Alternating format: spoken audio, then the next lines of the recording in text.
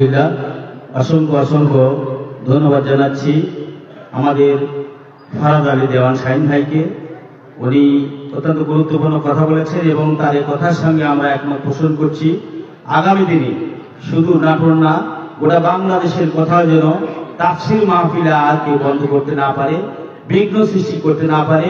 অবাধে আল্লাহর কোরআনের কথা, তাফসীর মাহফিলের কথা চলবে চলবে। আমরা সকলেই একমত পোষণ করছি এবং তাকে আরেকবার আমি ধন্যবাদ জানাচ্ছি। এ পর্যায়ে আমরা যারা দাঁড়িয়ে আছি সামনে এগিয়ে আসি এবং প্যান্ডেলে বসে যাই। এ পর্যায়ে আজকের এই বিশাল তাফসীরুল কোরআন মাহফিলে সম্মানিত প্রধান আলোচক, প্রধান আকর্ষণ, যার জনপ্রিয়তা আবাল বৃদ্ধাবনীরা যারা ছুটে এসেছেন, এখনই উনি আলোচনা পেশ করবেন। এখন আলোচনা পেশ করছেন আজকের মাহফিলের প্রধান আলোচক হযরতুল আল্লাহ আলহাজ মাওলানা বজলুর রশিদ মিয়া, আলহাজ মাওলানা বজলুর রশিদ মিয়া কাহালু বগুড়া। আমি মুহতারামকে তার আলোচনা পেশ করার জন্য সবিনয় অনুরোধ রাখছি। আসসালামু আলাইকুম ওয়া রাহমাতুল্লাহি ওয়া বারাকাতুহু।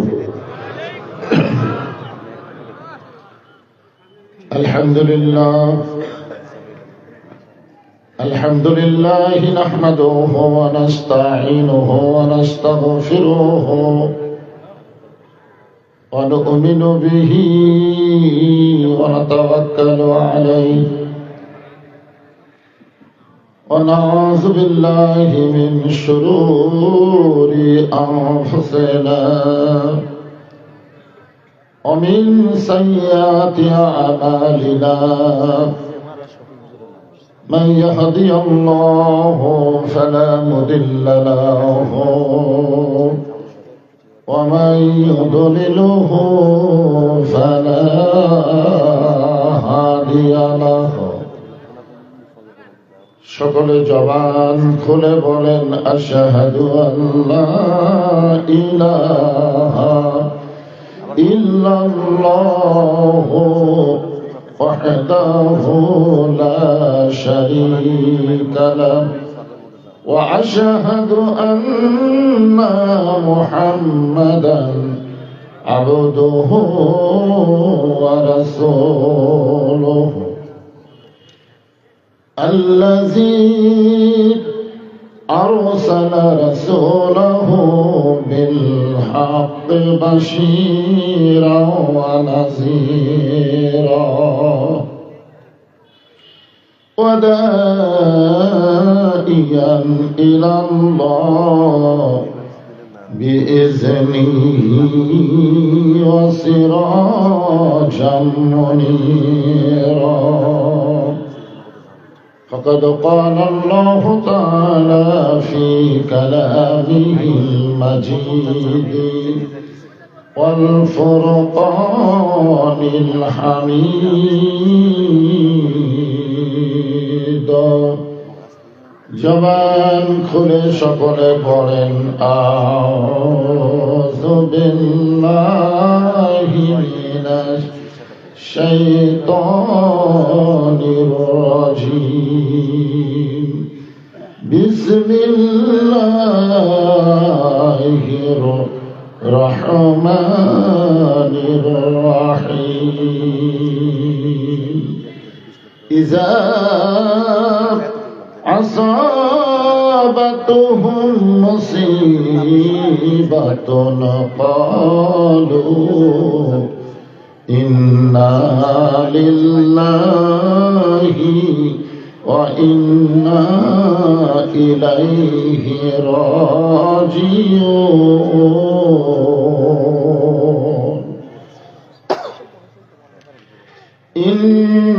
ইন্নাল্লাহা ওয়া মালাইকাতাহু ইসাল্লুনা আলান নবী ইয়া আইয়ুহাল্লাযীনা আমানু সাল্লু আলাইহি وسلموا تسليما اللهم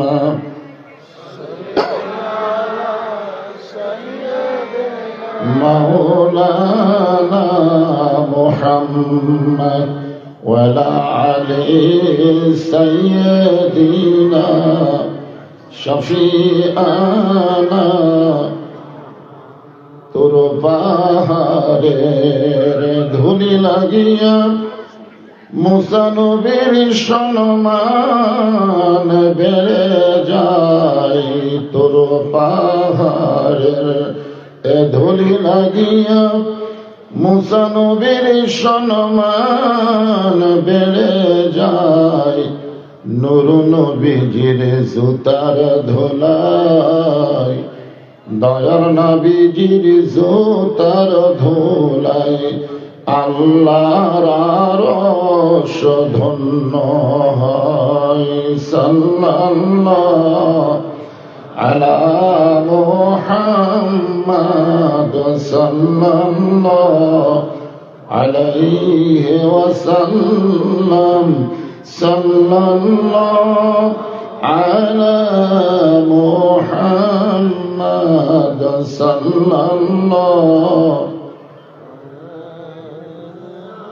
মশরিকে হুব্বে মুহাম্মদ সকলে বলি সাল্লাল্লাহু আলাইহি ওয়াসাল্লাম मतलाए दीवानी माँ मतलाए खुर्शीद शिकास सीनाए सुजानी माँ बलागल उला बिकमालिही कशाफत दुजा बिजमालिही حسنت جميع خصاله صلوا عليه وآله اللهم آمين জান্নাতের বাগান থেকে জান্নাতি মানুষদেরকে নিয়ে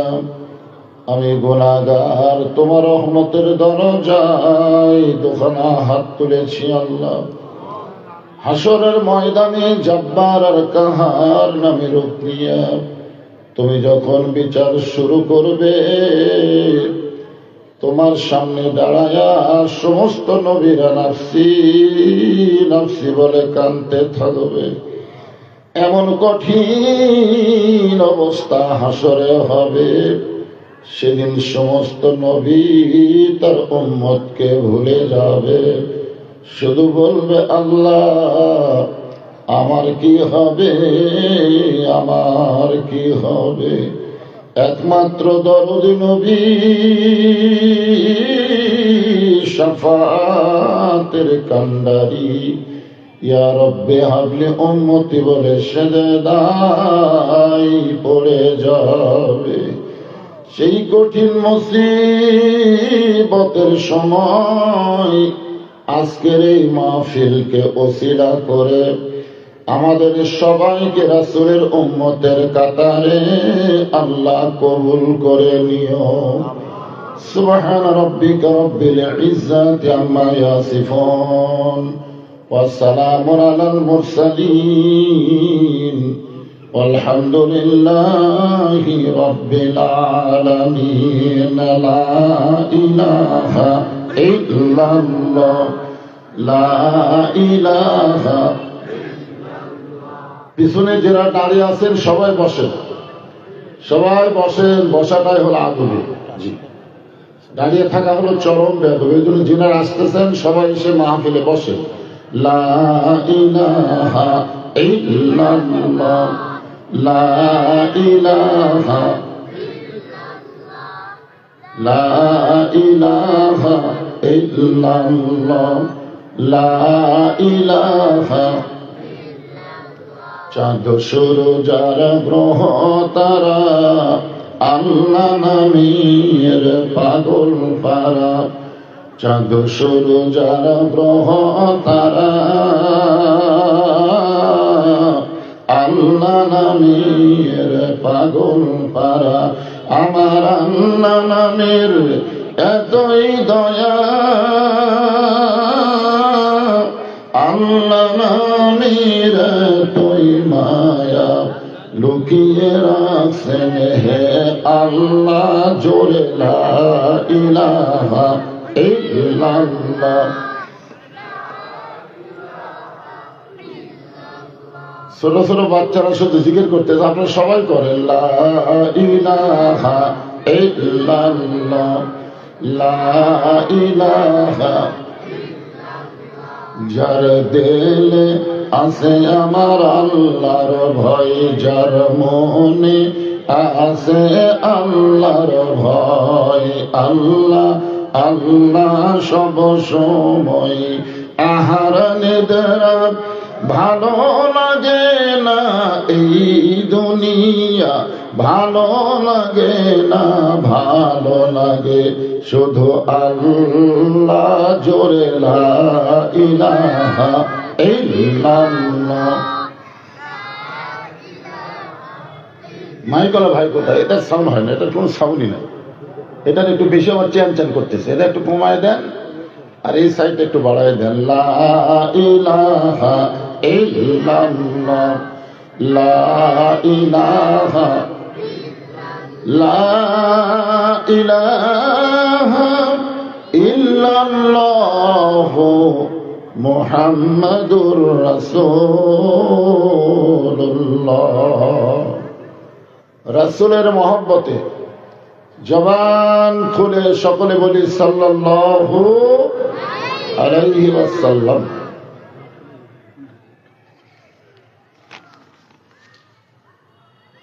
এনডিটি আই জামি মসজিদের উন্নতি কল্পে ও 24-এর গণ অভ্যুত্থানে শহীদ এবং আহতদের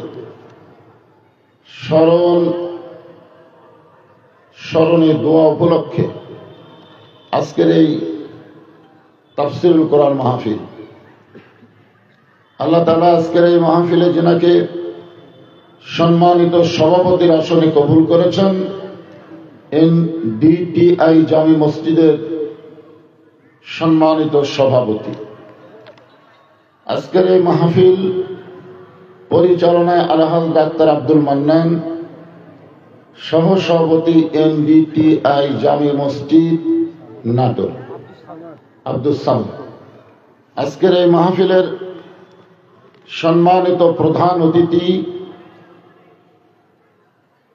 জনাব আলহাজ অ্যাডভোকেট এম রুহুল কুদ্দুস তালুকদার দুলু।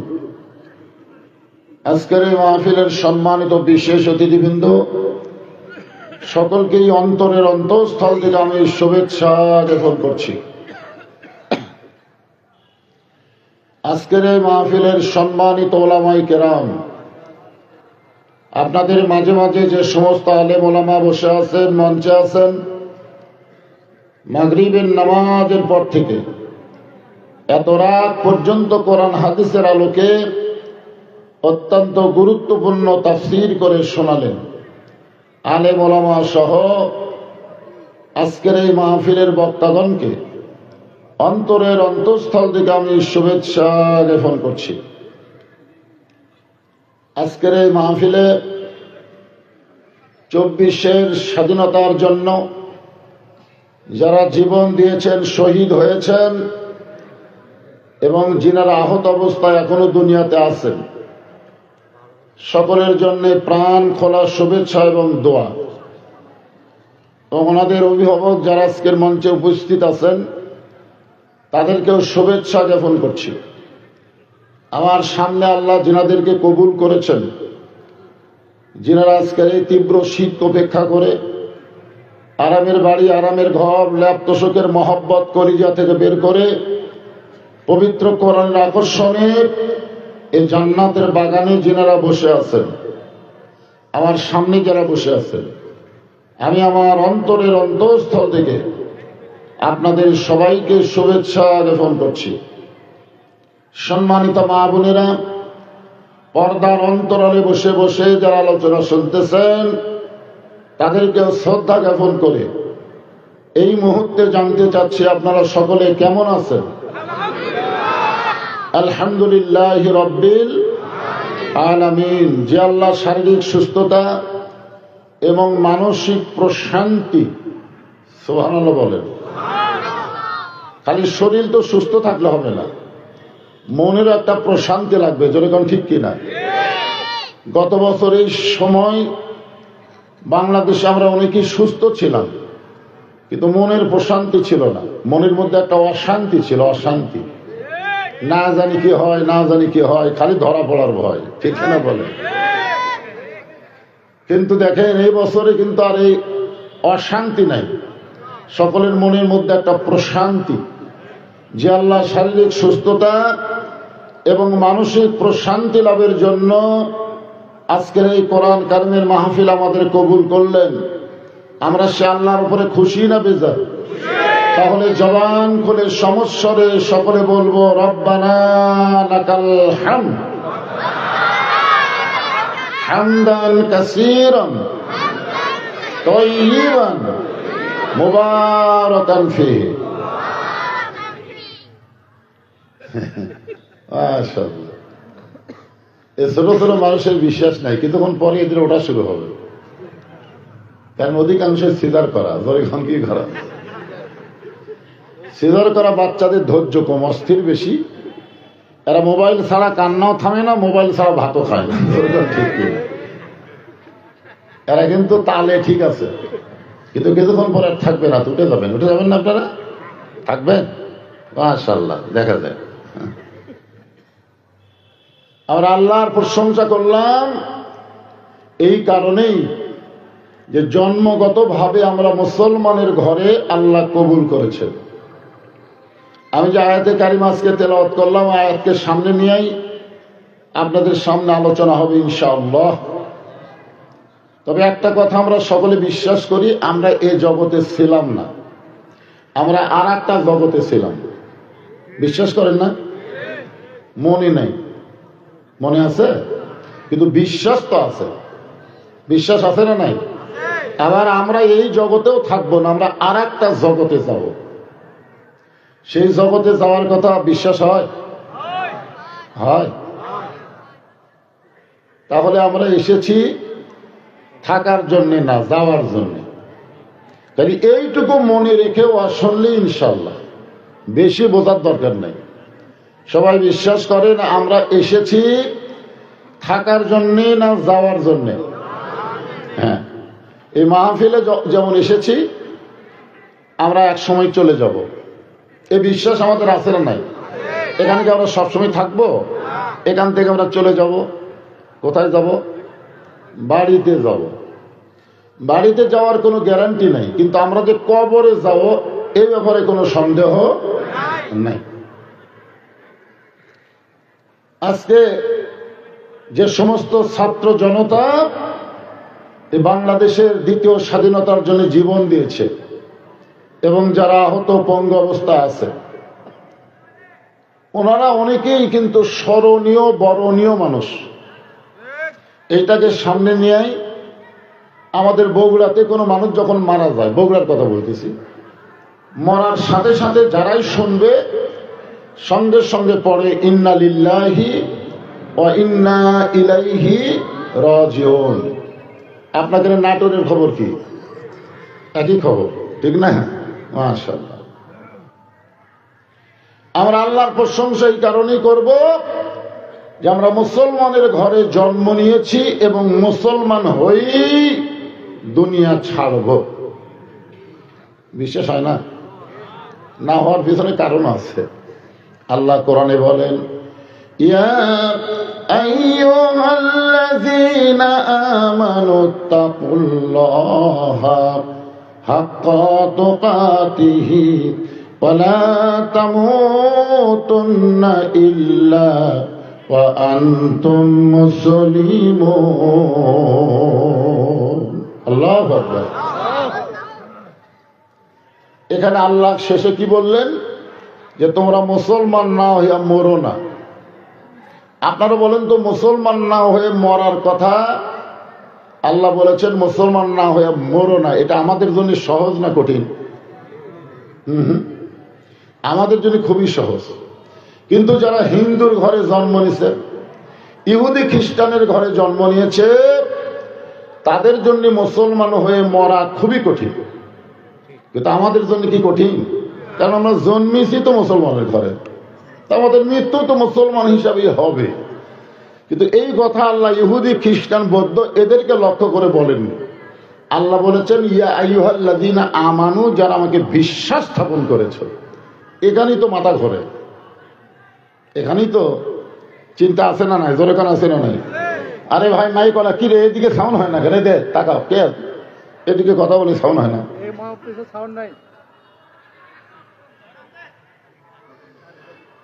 এই মাহফিল যারা করতেছেন আপনাদের ভলেন্টিয়ার নাই আছে? তাহলে ওদিকে চিল্লা চিল্লা হয়, হয়েছে হয়। না না না, রাজবাড়ির ভিতরে মাহফিল, রাজবাড়ির ভিতরে তো ভদ্রলোকেরা আসবে, জোরে কোন ঠিক না?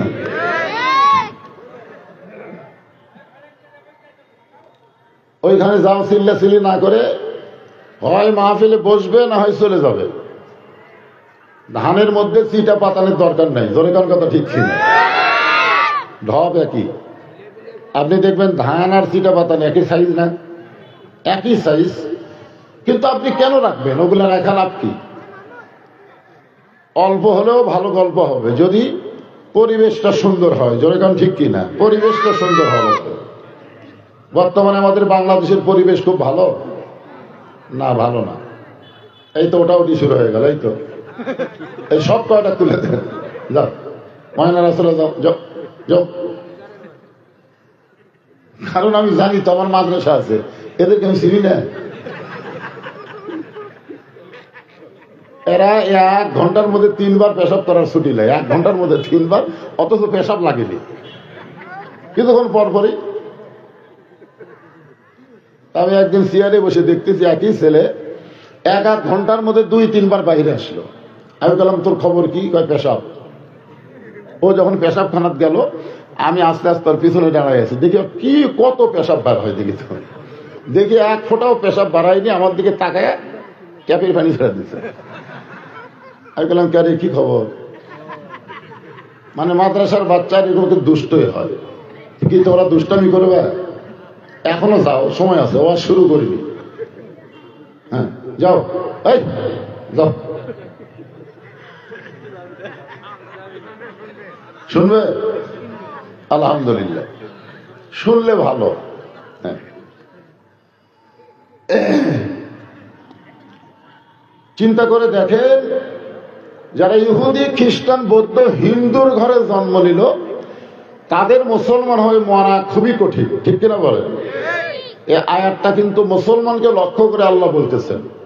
তাদেরকে, ইয়া আইয়ুহাল্লাযীনা আমানু, যারা আমাকে বিশ্বাস স্থাপন করেছো, তাদেরকে লক্ষ্য করে আল্লাহ বলতেছেন যে মুসলমান না হয়ে তোমরা মরিও না।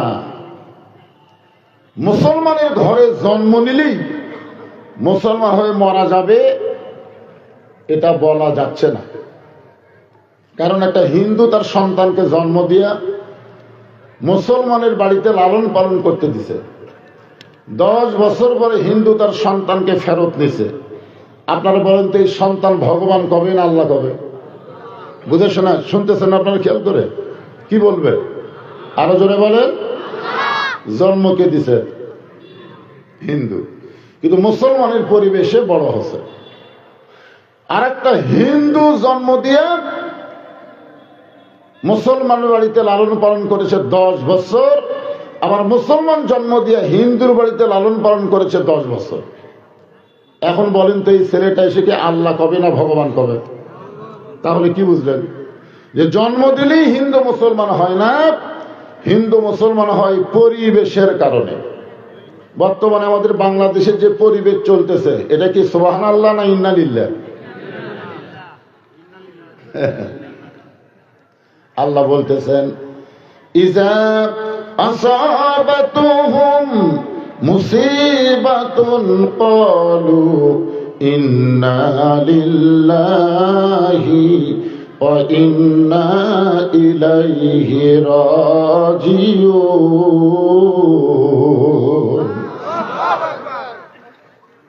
ইজা মানে যখন, আসাবাতুহুম মুসিবা, তোমাদের উপরে বিপদ আপদ মুসিবত আসবে, কলু তখন তোমরা বলবে ইন্না লিল্লাহি ওয়া ইন্না ইলাইহি রাজিউন। এখন বলেন তো, আমরা মানুষ মরার পরে কেন বলি? এইটা তো আসলে বিপদ আপদ মুসিবতের আয়াত, ঠিক কিনা বলেন? কিন্তু মানুষ মরার পরে আমরা কেন বলি? কি জন্য বলেন? আপনি বলেন না, মানুষ মরার খবর শুনে বলেন কি বলেন? তো কেন বলেন? মসজিদের মধ্যে আপনি ঢুকতেছেন ডান পা দিয়া, কেন ঢুকলেন ডান পায়ে? আপনাকে জানার দরকার আছে না নাই?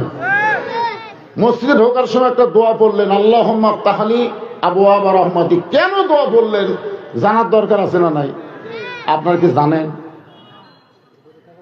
খালি পড়ি ঠিকই জানি না। যে ছাত্র পড়ে ঠিকই বোঝে না, ওই ছাত্র পরীক্ষাতে জীবনেও পাশ করবি না। পড়ে ঠিকই বোঝে না, পড়ে ঠিকই বোঝে না, খালি পড়ে। সারা জীবন যদি কেউ বলে পড়ে চোর ধরো চোর ধরো চোর ধরো চোর ধরো, কিন্তু কোনোদিন চোর ধরে না, এরকম চোর ধরো পড়া পড়ে কোনো লাভ হবে না? চোর ধরা লাগবে, চোর ধরা লাগবে। আজকে আমাদের বাংলাদেশে এরকম বহু পড়া আছে, পড়তেছে, কিন্তু পড়ার পরে তার চরিত্রের মধ্যে কোনো পরিবর্তন হচ্ছে না। আগে যা ছিল তার চাইতে বেশি খারাপ। ছোটবেলায় বসে থেকে পেশাব করতেছিল, এখন আই দিয়ে পাশ করে ডানায় পেশাব করে। এই তো লেখাপড়া করার পরে চরিত্রের পরিবর্তন হয়েছে। আগে বসে থেকে করতেছিল, এখন খাড়া হয়ে মারে। কি বুঝতেছে? শোনেন, বর্তমানে আমাদের বাংলাদেশে যেই পরিবেশ বর্তমানে চলতেছে, এটা কেমন পরিবেশ? যে এখানে আমরা সবাই বসে আলোচনা শুনতেছি, ওই সাইডে কতগুলো ডানায় আছে। ওরা কি কাফেরের বাচ্চা? ওরা কার বাচ্চা? মুসলমানেরই বাচ্চা। অথচ আল্লাহ কোরআনে বললেন, وقال الذين كفروا لا تسمعوا لهذا القرآن والغوا فيه لعلكم تغلبون। কারণ কোরআন শরীফ আপনি সারা জীবন পড়েন, সারা জীবন আপনি পড়েন, কোনো লাভ হবে না। অনেকে বলে কোরআন শরীফ পড়লে প্রতি অক্ষরে 10টা করে নিতে হয়, হুজুর লাভ হবে না কেন? লাভ হবে। একজন 2 মণ আলু বিক্রি করতে আইছে, আরেকজন যায় বলতে যে ভাই কতটুকু আছে? বলে 2 মণ। আমি 2 মণই নেব। আলুওয়ালা খুশি হয়ে গেছে, আলহামদুলিল্লাহ। 1 সার 2 সার করে বিক্রি করতে অনেক সময় লাগবে, তুমি যখন 2 মণ নিবা, আমারও 2 মণ আছে, নিয়ে নাও। তখন না হুজুর মাপা দেন। তাই বাড়ির আলু ভাই কমা হবি না, তাই না? বিশ্বাস নাই, মাপা দেন। মাফ করে হয়ে গেল 2 মণ 2 সার। তো খরিদ্দার বলতেছে আমি তো 2 মণ নিবার চাইলাম, কিন্তু 2 সার যে বেশি হলো। আলুওয়ালা বলতেছে দাম দেওয়া লাগবে না, ফাও, এই 2 সার তুমি এমনি এমনি নাও। তখন একটা গামছা নিয়ে 2 সার টোপলা বান্ধা কয় ভাই আমি যাই, কারণ 2 সার হলে আমার 1 সপ্তাহ চলে। আপনার বলেন তো আলুওয়ালা আলু দিবি না থাপ্পড়ে মারবে? কি জন্যে? যে তুই 2 মণ নিবি বলেই তো আমি 2 সার তোকে ফাও দেব। তুই 2 মণই নিবি না, 2 সার নিয়ে যাবি। আজকে আল্লাহ কোরআন দিল কেন? আর আমরা কোরআন থেকে নিচ্ছি কি? প্রতি অক্ষরে 10টা করে নেকি। সারা জীবন যে কোরআনের বিরুদ্ধচারণ করেছে ও মরে গেছে, আর রুহের মাগফিরাতে আমরা কোরআন খতম দিয়ে দোয়া করতেছি, আল্লাহ ওকে জান্নাত দাও। ফেরেশতা কয় আল্লাহ এটা কোন দেশ? কোরআন কি মরা মানুষের জন্য না জীবিত মানুষের জন্য? আল্লাহ বলতেছেন আমি কোরআন নাজিল করেছি জীবিত মানুষের হেদায়েতের জন্য। জোরে করে সুবহানাল্লাহ। যালিকাল কিতাবু লা রাইবা ফীহি হুদাল লিল মুত্তাকিন। জীবিত মানুষের হেদায়েতের জন্য, জীবন ব্যবস্থা স্বরূপ মুত্তাকির জন্য আল্লাহ কোরআন তাআলা কোরআন নাজিল করেছেন। বলেন সুবহানাল্লাহ। তো এখন একটু খেয়াল করেন, প্রতি অক্ষরে 10টা করে নেকি আছে, আছে না নাই? এই নেকিটা আল্লাহ কখন দিবে? 2 মণ আলু নিলে তো 200 ফাও দিবি না, 2 মণ না নিয়ে 200 নেবেন। তাহলে কোরআনের প্রতি অক্ষরের নেকি আল্লাহ কখন দিবে? যখন আমরা কোরআন মোতাবেক পরিবেশ, সমাজ, রাষ্ট্র যখন চলবে, ঠিক তখনই প্রতি অক্ষরে আল্লাহ 10টা করে নেকি দিবে। এখন আপনারা ভাবতেছেন হুজুর তাহলে আমরা কি কোরআন পড়া বন্ধ করে দিব? কোনো লাভ নাই। আমি বগুড়া রহমাননগরে দেখছি, ওই বাড়ির গেটের কাছে একটা ময়না পাখি ছিল। ময়না পাখি কেউ গেট খুললি ও বলতো চামালিকম, যাই খুলুক 10 বার খুললো, প্রত্যেক বাড়ি গেট খোলার সাথে আর কানের সাথে একটা শব্দ সেট করা আছে, গেট খুললি চামালিকম। একটা কুত্তা মাথা দিয়ে গেট খুলছে, চামালিকম। আপনারা বলেন তো, এই ময়না পাখিতে সালাম দিচ্ছে, ওই কি সালামের উত্তর বোঝে? কথা কয় না, বোঝে? তো আজকে আমরা হচ্ছি ময়না পাখির মতন। ডান ভাই কেন মসজিদ ঢুকে এটাও জানি না। মসজিদ ঢোকার সময় যে দোয়া পড়ি তারও অর্থ আমরা জানি না। মসজিদ থেকে বের হওয়ার সময় যে একটা দোয়া পড়ি, আল্লাহুম্মা ইন্নী আসআলুকা মিন ফাদলিক, যদি বলা হয় এর অর্থ কি কয় জানি না, সব খালি জানি না। কি মানুষ মরলে কেন ইন্নালিল্লাহ বলেন? কয় জানি না। তো জানি না তো বলেন কেন? এখন জানার দরকার আছে না নাই? কথা বলেন, জানার দরকার আছে না নাই? আল্লাহ যেখানে স্পষ্ট করে বলে দিচ্ছেন, ইজা আসাবাতুহুম মুসিবা, যখন তোমাদের উপরে বিপদ আপদ মুসিবত আসবে তখন তোমরা ইন্না লিল্লাহ বেশি বেশি পড়বা। এটা কার কথা? হাসিনা 15.5 বছর যা ইচ্ছা তাই করে গেল, একটা বারও তো ইন্না লিল্লাহ পড়েননি। করছে? আজকে বিএনপি নেতারা, জামাত ইসলামেরা বহু কথা বলতেছে, কিন্তু 15.5 বছরকে একটা কথা কথা কোন জায়গা যে লুকে ছিল খুদাই পাওয়া যায়নি। আজকে শোনেন, খালি একটা কথা আমাদের মতন আলিমের মুখ দিয়ে বার আছে যে একদল খেয়ে গেছে আর একদল খাবি। খালি একটা কথা, কোন দলের নাম কথা। তোরা খেপলো কেন? এরা যে বলতেছে আর কোরআনের মাহফিলে বাধা হবে না, ভুয়া। হকের পক্ষে কথা বললে যারা হকের বিরুদ্ধাচরণ করে তাদের কলিজা লাগবেই, সে যে দল করুক। জোরে কোন কথা ঠিক না? ভুয়া কথা। ঘরের মধ্যে কে রেখে আমি কলা খাইনি, কলার কথাই তোটেনি। তুই কলা খাসনি।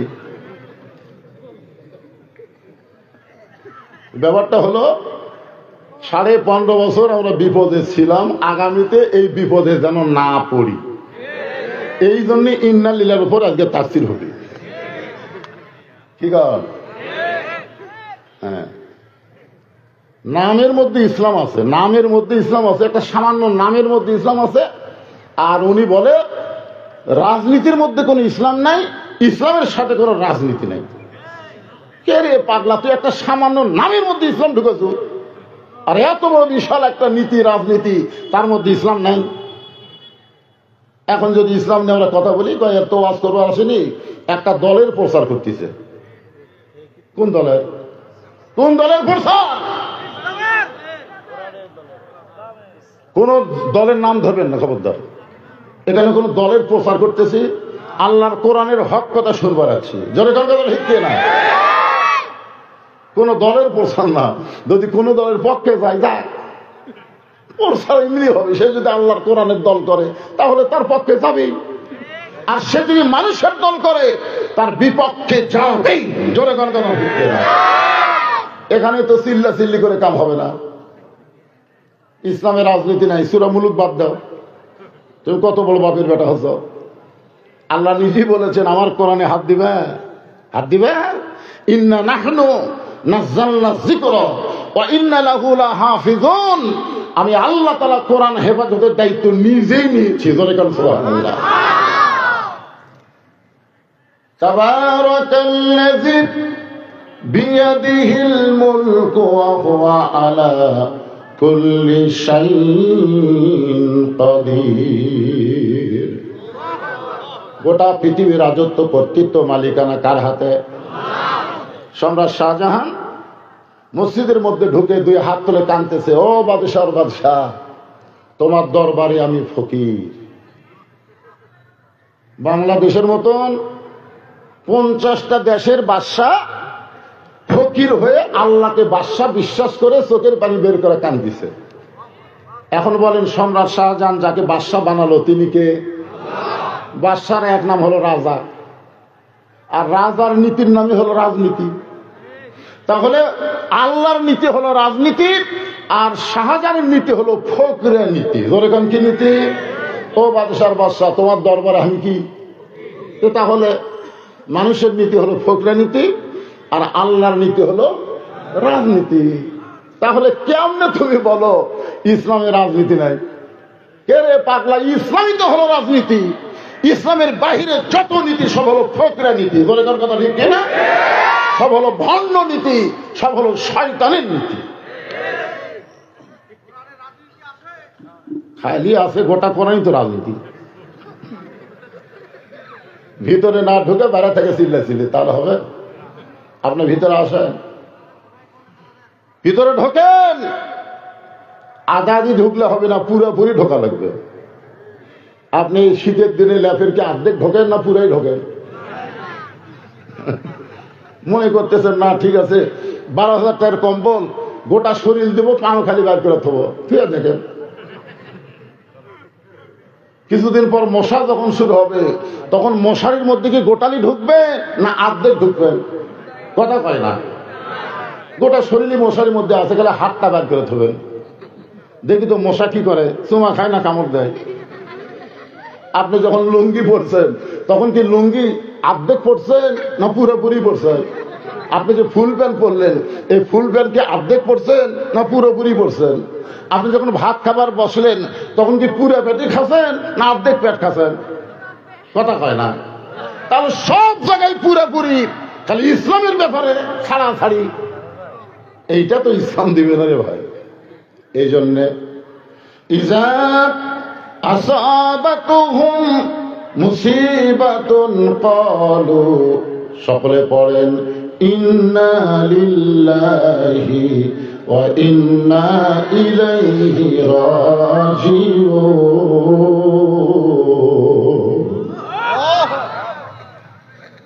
আল্লাহর একজন মস্ত বড় পয়গম্বর, নাম হলো মুসা কালিমুল্লাহ, নাম শুনছেন? উনি মাঝে মধ্যে একটা পাহাড়ের কাছে যাইতেন আল্লাহর সাথে কথা বলার জন্য। তার সাথে আমাদেরকে তুর পর্বতে যাওয়া লাগবে না। আমরা আল্লাহর কোরআন নিয়ে যদি তেলাওয়াত শুরু করি তাহলে কথা শুরু হবে কার সাথে? আরো জোরে বলেন, আল্লাহর সাথে। আল্লাহর নবী বলেছেন মুসা নবী কালিমুল্লাহ ডিগ্রি পাইছে, আমি নবী কালিমুল্লাহ ডিগ্রি পাইনি বলে তোমরা মন খারাপ করো না। আমার যে উম্মতরা কোরআন পড়বে প্রত্যেকটা উম্মত একটা কালিমুল্লাহ ডিগ্রি অর্জন করবে। কারণ এই কোরআন কার বাণী? আরো জোরে বলেন। তুর পর্বতের কিনারায় দাঁড়িয়ে আছে মুসা নবী। আল্লাহ ডাকতে বলে মুসা তোমার খবর কি? মুসা বলতেছে আলহামদুলিল্লাহ, আলহামদুলিল্লাহ। মুসা বলতেছে আল্লাহ আপনার খবর কি? আসলে আল্লাহর সাথে মুসা কথাবার্তা বলবার পারে, বুঝলেন না? এই জন্য সাহস করে বেলা ফেলে দিছে যে আল্লাহ আপনার খবর কি? আল্লাহ বলতেছে আমি কেমন আছি যদি জানবার চাও, ইযহাব ইলা ফিরাউন ইন্নাহু তাগা। আমি আল্লাহ কেমন আছি যদি জানবার চাও তাহলে ফেরাউনের কাছে যাও। যখন কার কাছে? আপনাদের রাজবাড়ি আল্লাহ কেমন আছে? রাজবাড়ি কেমন আছে আল্লাহ যদি জানবার চান তাহলে আপনাকে বলে দিবে জনগণ। ওই দেখতেছেন হুজুর এই সাইডে সব আমার, ওই সাইডে অমুকে, ওই সাইডে অমুকে, ওই সাইডে আমার বাপ চাচার, তো সবই যদি তোমাকে হয় আল্লাহর, তাহলে চলে 2 মিনিট হাঁটা লাগবে। মসজিদের সামনে গিয়ে বলতেছে এখানে আল্লাহর কিছু ছিল না, আমাকে অমুক এখানে 10 শতক জায়গা আল্লাহ দিচ্ছে, আর আমরা টাকা পয়সা দিয়ে আল্লাহকে একটা ঘর বানিয়ে দিছি। ফেরেশতারা বলতেছে আল্লাহ এই দেশের নাম কি? আল্লাহ বলতেছে এই দেশের নাম হলো বাংলাদেশ। ওই দেশে মানুষের আইন যতদিন চলবে আমি আল্লাহর চাইতে গরিব কেউ থাকবে না। কারণ শুধুমাত্র মসজিদ আল্লাহকে দিয়া বাদ বাকি সব নিজের নামে করে নিছে। এটা হলো অমুকের এরিয়া, এটা অমুকের এরিয়া, এটা অমুকের এরিয়া, আর আল্লাহর মসজিদ। এই মসজিদের মধ্যে যখন যাবে তখন আওয়ামী লীগ, বিএনপি, জামাত, জাতীয় পার্টি সব এক কাতারে খাড়া হবে। একজন আওয়ামী লীগ যদি 4 আঙ্গুল সামনে যায়, একটা জামাত পর্যন্ত টান দিয়ে কাতার উঠে আসবে। কেন তোর চোখ নাই, সামনে যাস করে। আওয়ামী লীগকে টান দিল দিকে তাকাবে না, পায়ের নিচের দিকে তাকাই বলবে আমি খেয়াল করিনি ভাই। ফেরেশতারা বলবে আল্লাহ 20 দল 14 দল ভাঙ্গে এক কাতার তোমার মসজিদে হয়। আল্লাহ বলে মসজিদ যেমন আল্লাহর বিশ্বাস করেছে এমন বিশ্বাস যেদিন গোটা বাংলাদেশ করবে সেদিন মসজিদের নিয়ম বাংলাদেশের সব জায়গায় চালু হয়ে যাবে। আজকে শুধু মসজিদে আল্লাহ আছে না, সব জায়গাতে আছে। কথা বলেন। 2 বেনামাজি গন্ডগোল লাগে বলতেছে বিশ্বাস যদি না করিস মসজিদ ছে কমরে জীবনে নামাজ পড়ে না, কিন্তু মসজিদ ছবি। আমি বললাম কেন ভাই তোরা নামাজ পড়িস? নামাজ না পড়লে কি হবে হুজুর? মসজিদ আল্লাহর ঘর, বিশ্বাস করি মসজিদ আল্লাহর ঘর, তাহলে জায়গা কার? এই জন্য মসজিদের মধ্যে আমরা সব দলে এক কাতার হই। আমাদের মধ্যে কোনো দলাদলি থাকে না। সমাজের মধ্যে আসলে আমরা দলাদলি করি, আমরা এক কাতারে দাঁড়াবার পারি না। এটাই হলো ইন্নালিল্লাহ, এটাই হলো মুসলমানের সবচাইতে বড় বিপদ। আল্লাহ বলেছেন ওয়াতাসিমু বিহাবলিল্লাহি জামিআ ওয়া লা তাফাররাকু। তোমরা আল্লাহ নবীর ব্যাপারে, ঈমান ইসলামের ব্যাপারে, আল্লাহর কোরআন হাদিসের ব্যাপারে তোমরা দলাদলি করো না, তোমরা এক কাতার হও। কার কথা? জোরে বলা লাগবে। এটা কি আমার বাপ দাদার কিচ্ছা বলতেছি? কিছুক্ষণ পরে আল্লাহ বলে মুসা আমার মনে হয় তুমি কিছু বলবার চাও। মুসা বলতেছে আল্লাহ একটা জিনিস বলার জন্যই বাড়ি থেকে বের হয়েছি, কিন্তু সাহস পাচ্ছি না। আল্লাহ বলে মুসা সেটা আবার কি? মুসা বলতেছে আল্লাহ আমার মনের মধ্যে একটা জিনিস সবসময় খেয়াল হয় যে আমার যা আছে তোমার তা নাই। আল্লাহ কয় মুসা এরকম খেয়াল কেন হয়? কিছুদিন হলে হচ্ছে ব্যারাম ঢুকছে আমার মধ্যে। তা আল্লাহ বলে সেটা কি কথা? কথাটা হলো আমার মৃত্যু আছে কিন্তু আপনার মৃত্যু নাই। আল্লাহ বলছে ঠিকই তো তাই রে। মুসা বলতেছে আল্লাহ এই জন্যই তো আমি চিন্তা করতেছি যে আমি মরার যে একটা স্বাদ এটা আমি পাবো, কিন্তু আপনি আল্লাহ পাবেন না। আপনারা বলেন তো মরার কোনো স্বাদ আছে? নাই। মরার কি আছে? কষ্ট আছে। কথা কে বলছে আপনাকে? এই ভুয়া কথা আপনাকে কে শোনালো যে মরার কষ্ট আছে? এখানে আল্লাহ স্পষ্ট বলে দিচ্ছেন কুল্লু নাফসিন যায়িকাতুল মাউত। জায়গা শব্দের অর্থ কি কষ্ট? আজকে শুনে নেন, জায়গা শব্দের অর্থ হলো মজা, জায়গা শব্দের অর্থ হলো স্বাদ। প্রত্যেকটা নফসকে মৃত্যুর স্বাদ গ্রহণ করা লাগবে। এখন তরকারির স্বাদ আপনারা বোঝেন না? গোস্তের তরকারি, মাছের তরকারি, সব তরকারি একটা আলাদা স্বাদ আছে না নাই? জোরে আছে না নাই? ঠিক মৃত্যুর এমন একটা স্বাদ আছে যে স্বাদ মুসা পাবে কিন্তু আল্লাহ পাবে না। আল্লাহ বলে মুসা মৃত্যু তোমার কাছে কেমন মনে হয়? মুসা বলতেছে আল্লাহ দুনিয়ার জীবনে যত নিয়ামত দান করেছেন তার মধ্যে উত্তম নিয়ামতের নাম হলো মৃত্যু। সুবহানাল্লাহ করেন না তো? মানে আপনার মরবার চাচ্ছেন না তো? মরার কথা শোনা সুবহানাল্লাহ আসে হুজুর। যে বাড়ি বানাচ্ছেন আজকে মসজিদের উন্নয়ন কল্পে মাহফিল করা লাগতেছে, ঠিক না? কথা বলে অমুকের বাড়ির উন্নয়ন কল্পে কোনো মাহফিল দেখছেন? গোটা নাটোর যে 7 তলা 5 তলা হলো, কোটি কোটি টাকা খরচ করে বাড়ি করলো, ওই কোনোদিন একটা মাহফিল করছে যে ভাই আমি বাড়ি করতে করতে আটকে গেছি, ভাই আমি তোমাকে জন্য একটা মাহফিল করে একটু সিমেন্ট রড চাই, জনগণ দিবি? তোমার বাড়ি করতে তুমি কোনোদিন মাহফিল করলা না, তোমার বাড়ির জন্য তুমি কোনোদিন ভিক্ষা করলা না, আর আল্লাহর ঘরের জন্য তোমার ভিক্ষা করা লাগতেছে। মুসলমান কত বড় সুযোগ আল্লাহ দিয়েছে যে আমার ঘর বানায় দিবে, আমি আল্লাহ তাকে জান্নাতে একটা ঘর বানায় দিব। কত বড় সুযোগ! তাহলে আপনি এত বড় বাসা করলেন, আর আল্লাহর ঘরের জন্যই আপনার কাছে ভিক্ষা করা লাগতেছে। তার মানে পাকিস্তানে একটা ক্রিকেটার নাম হলো শহীদ আফ্রিদি, নাম শুনছেন আপনারা? 19টা মসজিদ বানানোর পরে তারপরে উনি তার বাড়ি বানাছে। আগে আল্লাহর 19টা মসজিদ বানাছে, তারপরে বাড়ি বানাছে। যে আল্লাহর বাড়ি না করে আমার নিজের বাড়ি আমি কেমনি করবো? যে ঘর করলে আল্লাহ জান্নাতে একটা ঘর দিবে, আগে সেটাই বানান লাগবে। এরা হলো মুসলমান। জোরে করে কথা ঠিক কি না? মসজিদের কাম করতে আটকে গেছে, এখন কোটিপতির কাছে গেছে, ভাই 5 বস্তা সিমেন্ট দেন। আমার হাত দিয়ে টান ভাই রে, আমি 5 তলা রড কিনবার যে আটকে গেছি ভাই। ওর কান্দের ফেরেশতাকে আল্লাহ এই শয়তানের কান্দর থাকবো না, এর কান্দর থেকে আমি লেখবো কি? তোমার ঘরে যে 10 বস্তা সিমেন্ট চাওয়া হয়েছে, আর এই বেটা কয় আমি আটকে গেছি। যেই বাড়ির তুমি থাকতে পারবো না, তোমার থাকার কোনো গ্যারান্টি নাই। জোরে কোন কথা ঠিক না? কথা বলে তার চাইতে বড় বিপদ কি? যে দুনিয়াতে আসার পরে থাকতে চায় না। মুসা বলতেছেন, আল্লাহ মৃত্যুর চাইতে কোনো বড় নিয়ামত আমি পাই নাই। আল্লাহ বলে, মুসা মৃত্যু তোমার কাছে কেমন মনে হয়? মুসা বলতেছে, আল্লাহ 3 কারণে মৃত্যুটা আমার কাছে সবচাইতে বড় নিয়ামত মনে হয়। যেরকম কারণ কয়টা? 1 নম্বর কারণ হলো, তুমি যে এত সুন্দর জান্নাত আমার জন্য বানায় রাখছো, সেই জান্নাতে যদি যাবার চাই, তাহলে মরা ছাড়া জান্নাতে যাওয়ার কোনো রাস্তা। আপনারা কে বিশ্বাস করতেছেন যে না মরা জান্নাতে যাবেন? এরকম একটা লোক আছেন? জান্নাতে যাবার গেলে মরা লাগবে রে ভাই। আপনি যে জান্নাত চাচ্ছেন, আল্লাহুম্মা ইন্না নাসআলুকাল জান্নাতা ওয়া নাউযু বিকা মিনান নার, দোয়া করেন না রমজান মাসে বেশি বেশি? তা আপনি জান্নাতে যাওয়ার দোয়া করতেছেন, আপনি মরবার চাচ্ছেন না। তার মানে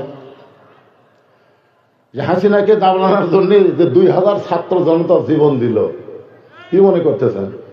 সর্বপ্রথম যে জীবন দিল, আমি আগে রংপুরকে মফিজ করতাম, কিন্তু আবু সাইদ জীবন দেওয়ার পরে আমি তওবা করছি, এই রংপুরকে আর মফিজ কোনোদিন কমো না। সর্বপ্রথম জীবন দেওয়ার জন্য সে দাঁড়িয়ে গেল। চিন্তা করছেন কিভাবে সে দাঁড়ালো? ওরা আমার ভিডিও আছে। আরে আমরা দেখলাম যে অন্যায়ের সঙ্গে আপোষ করে বেঁচে থাকার চাইতে জীবন দিয়ে বাংলার জমিনে ফ্যাসিস্ট মুক্ত করতে চায়। মাসবার চাই না। দেখেন মরারাই পছন্দ করলেন। আপনারা দেখেন রাসূল বলেছেন, শহীদের মৃত্যু একটা পিঁপড়া কাটার চাইতে বেশি কষ্ট হয় না। পিঁপড়া কাটা বোঝেন তো? বড় পিঁপড়া না, ক্ষুদি পিঁপড়া, চিনি তোটে যেগুলো পিঁপড়া, এরকম একটা পিঁপড়া কামড় মারলে আপনার কেমন কষ্ট হয়? খুব কষ্ট হয়। চুলকে একটু চুলকানি ওঠে আর কি। আপনারা দেখছেন ভিডিও, আবু সাইদকে যখন প্রথম গুলি করলো, আমি এই ভিডিওটা কয়েকবার দেখছি। একবারে কাছে নিয়ে এসে দেখছি, দূরে গিয়েও দেখছি।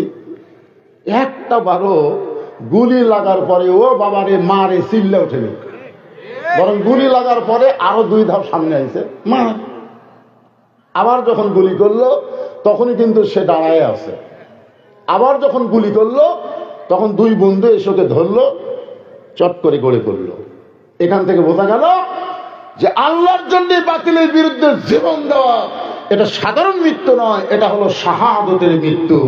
ঠিক না?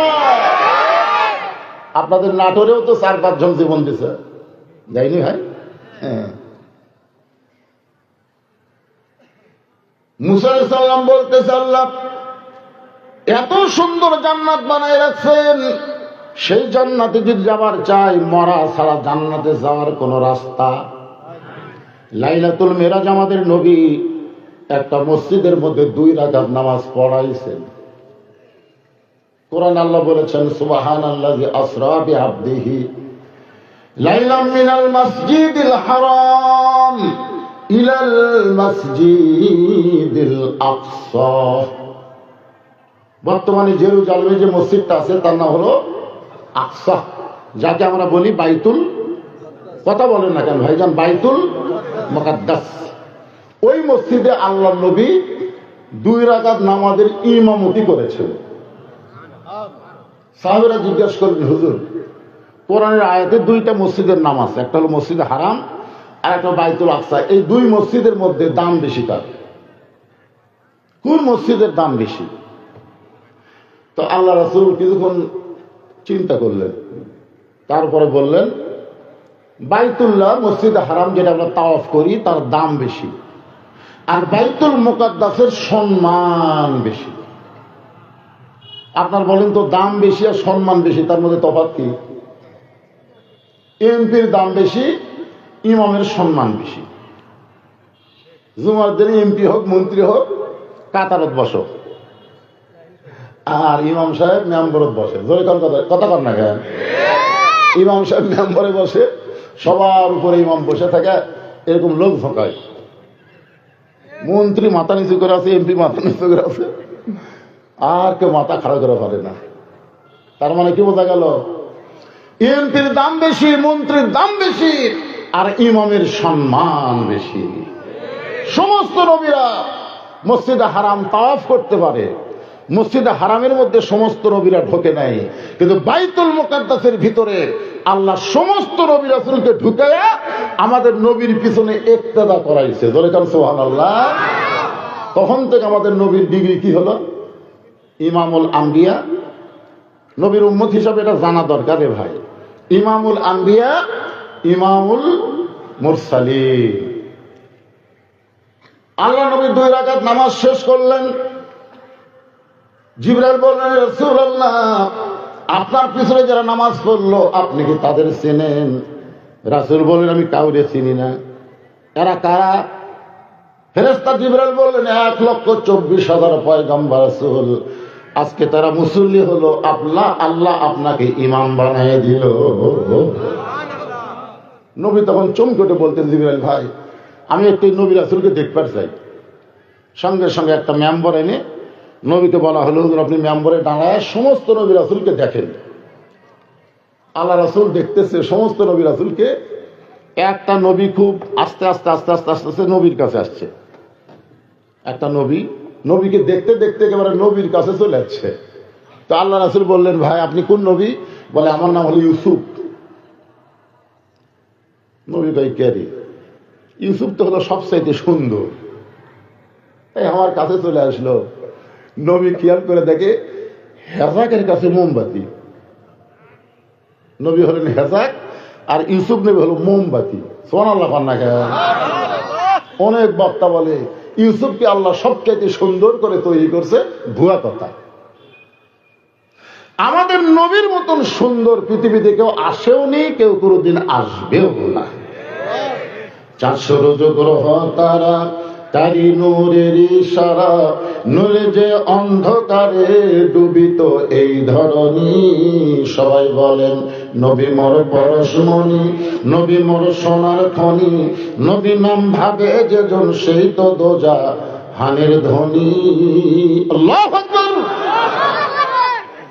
নবী তাকায় দেখেন পিছনে একজন নবী দাস, তার চেহারার মধ্যে কোনো নূর নাই, চেহারার মধ্যে কোনো আলো নাই। নবী বলেন, জিবরাইল ভাই ওইটা নবীকে যার চেহারা এরকম দেখা যায় বিমর্ষ অবস্থায়। জিবরাইল বললেন, হুজুর আপনি তাকে তলব করেন। নবী তলব করা মাত্র নবীর কাছে সে যখন দাঁড়ায় যায়, আল্লাহ রাসূল আফসোস করে বলে, সবার চেহারা আলো, আপনার চেহারায় কোনো নূর নাই, কারণ কি? আপনার নামটা কি? বলে, আমার নাম হলো ঈসা রুহুল আল্লাহ। তাহলে সবার চেহারায় আলো, আপনার চেহারা কালো হওয়ার কারণ কি? ঈসা কান্দার বলে, সমস্ত নবী রাসূল জান্নাত থেকে আপনার পিছনে নামাজ পড়তে আইছে, কিন্তু আমি জান্নাত থেকে আসতে পারি নাই, আমি 4র্থ আসমান থেকে আপনার পিছনে নামাজ আদায় করলাম। নবী বললেন, আপনি কেন জান্নাতে গেলেন না? বলে, এখন পর্যন্ত আমার মৃত্যু হয় নাই, না মরলে জান্নাতে আমি কেমনে যাই? এখান থেকে প্রমাণ হলো জান্নাতে যাবার গেলে মরা লাগবেই। এখন আপনারা কারা কারা মরবেন না হাত তোলেন। তাহলে এই মুহূর্তে আমি একটা স্লোগান নেব, কারণ ইন্না লিল্লাহর তাফসীর করবার গেলে এই স্লোগান দরকার। আমি যেই বলবো জান্নাতে যাইতে গেলে কি চাই, আপনার বলবেন মরতে চাই। বলতে পারবেন না ভাইজান? জান্নাতে যাইতে গেলে কি চাই? আরো জোরে। জোরসে বলুন। ইয়ামিনকে যখন একটা পুলিশ গাড়ি থামায়া এরকম গাড়ির থেকে হাত ধরে নেমে ফেলে দিল, আপনারা দেখছেন সে ভিডিও, দেখছেন?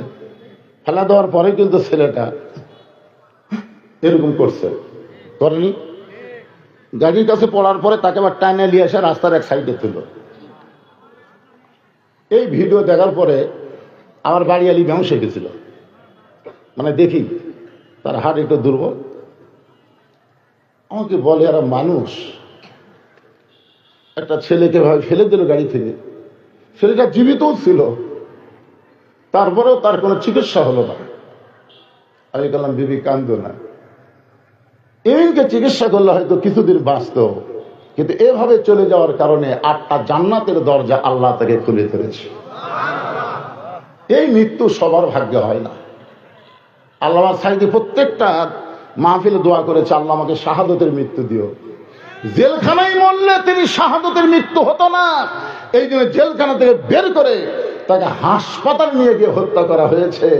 আল্লাহ তারা হত্যার মাধ্যমে তার দোয়া কবুল করেছে। বাইরে বোঝা লাগবে। আমি যেই বলবো জান্নাতে যাইতে গেলে কি চাই, সবাই জবান খুলে বলবেন মরতে চাই। বলতে পারবেন না ভাইজান? জান্নাতে যাইতে গেলে কি চাই? আরো জোরে জোরসে বলুন। আপনার মনে করতেছেন এই মাহফিল এখানেই থাকতেছে? এই ভিডিওর মাধ্যমে এই মাহফিল ভারতের মধ্যে গেছে। ভারতের লোকেরা দেখে করে কেড়ে বাংলাদেশের হাজার হাজার জনগণ মরবার যায়, তাহলে তোমার মুদির কোনো পাওয়ার নাই। ভগবানকে নিয়ে তুমি লাফালাফি করো না মুদি, তুমি আল্লাহর পাওয়ার দেখনি? কয়েকদিন আগে আমেরিকারা দেখেছে, ঠিক কিনা? যখন দাবানল ছড়াই পড়লো, আমেরিকা গোটা যখন গ্রাস করতেছে আগুন, তখন আমেরিকার সরকার মুসলমানের দ্বারস্থ হয়ে বলল, ভাই আমাদের যত প্রযুক্তি ছিল সব প্রযুক্তি দিয়ে আগুন খালি বাড়ে, আগুন নেবে না। তো মুসলমানরা আমরা কি করবো? আজান দাও। এরে ঈশ্বরের দল, গড়ের দল, পারিস না? মুসলমান যখন কানে হাত দিয়ে আজান শুরু করলো, যতদূর পর্যন্ত আজানের শব্দ যায় ততদূর পর্যন্ত আগুন নিভে যায়। ধরে সুবহানাল্লাহ। এই আজানের শব্দ, আল্লাহু আকবারের শব্দে আগুন নিভে যাওয়ার কারণে এক সময়ের মধ্যে একই টাইমে 1300 খ্রিস্টান মুসলমান হয়ে গেল। ধরে সুবহানাল্লাহ। কি মনে করতেছেন পাওয়ার ভগবানের? ভগবানের ভ বাদ দেন, গবানের কোন অর্থ ডিকশনারি নেই। গবানের গ বাদ দেন, বান মানে বন্যার দুনিয়ার কোনো মানুষ চায় না। বা বাদ দিলে নো, ভগবান নেই। আর সেইটা নিয়ে আমাদের বাংলাদেশে আসে এক ফাটাকেষ্ট মিঠুন চক্রবর্তী, আবার ফেসবুকে স্ট্যাটাস দেয়, আমরা 3 দিকে ভারত, একদিকে বাংলাদেশের সাগর, আমরা ইচ্ছা করলে 15 দিনের মধ্যে বাংলাদেশ দখল করবো। 15 দিনে দখল করবো না 15 দিনে কি হবে সেটা দেখা যায়। কি মনে করতেছে যে যুবকেরা জীবন দেওয়া শিখেছে? বিশাল বড় দল বিএনপি জামাত যখন আত্মগোপন করলো, তখন ছেলেরা দেখলো জীবন দেওয়া ছাড়া অন্যায়ের মোকাবেলা করা যাবে না। জোরে কোন কথা ঠিক কিনা? আজকে নাটোরের যারাও জীবন দিয়েছে, গোটা বাংলাদেশে 2000-এর উপরে ছাত্র জনতা জীবন দিল এবং প্রায় 20,000 ছাত্র জনতা আহত পঙ্গু অবস্থায় আছে। জোরে বলেন কথা ঠিক কিনা? আজকে সমন্বয়কের মাহফিল চলতেছে, একটু মনোযোগ দিয়ে শুনবেন। আজকের বিষয় হলো ইজা আসাবাতুহুম মুসিবাতুন ক্বালু ইন্না লিল্লাহি ওয়া ইন্না ইলাইহি রাজিউন।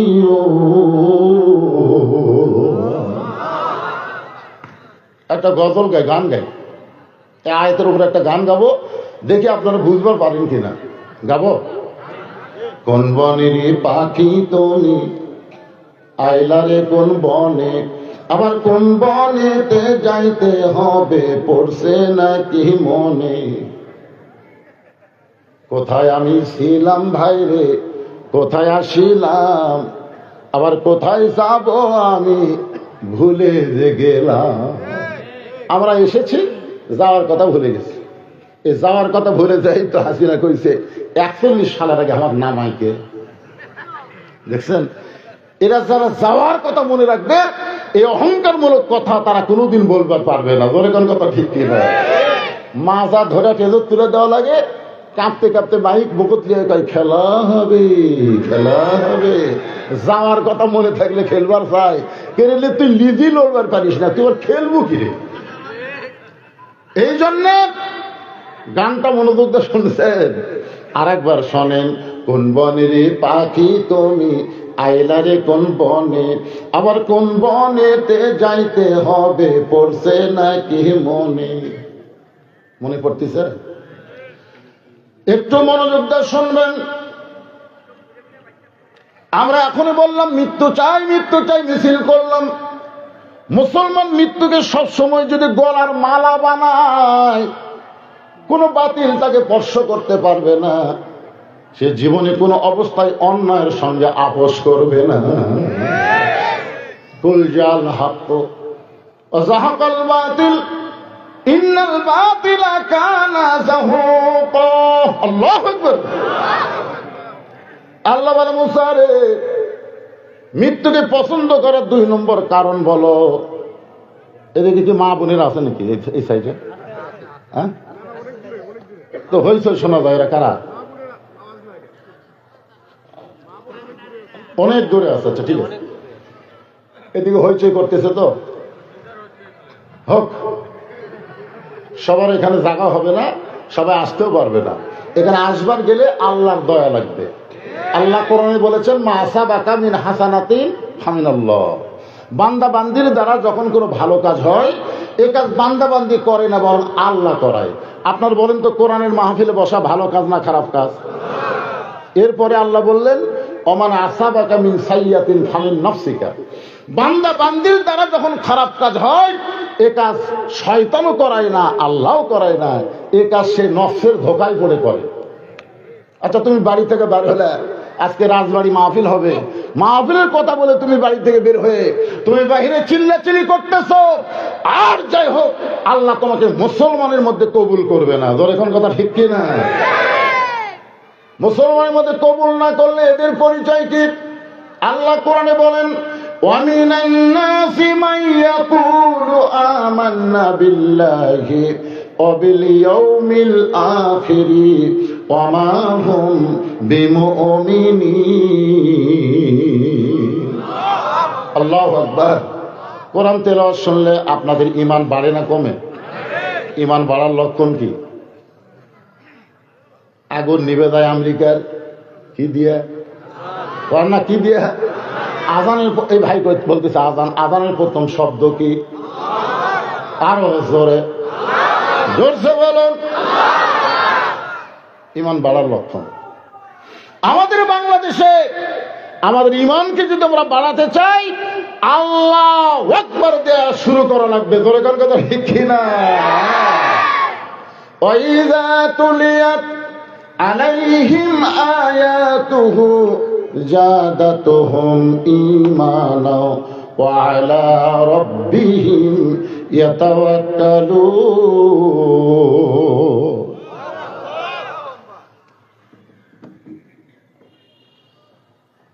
কি লিখছেন ভাই?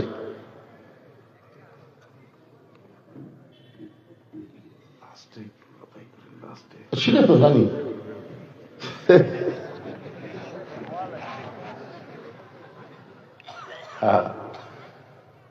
মুসা আলাইহিস সালামকে আল্লাহ বলতেছে মৃত্যুকে পছন্দ করার 2 নম্বর কারণ। এই 2 নম্বরটা খেয়াল করবে। এটা কিন্তু এদের যারা জীবন দিল, হাসিনা পলে গেল, হাসিনা পলানোর ভিডিও আপনারা দেখছেন,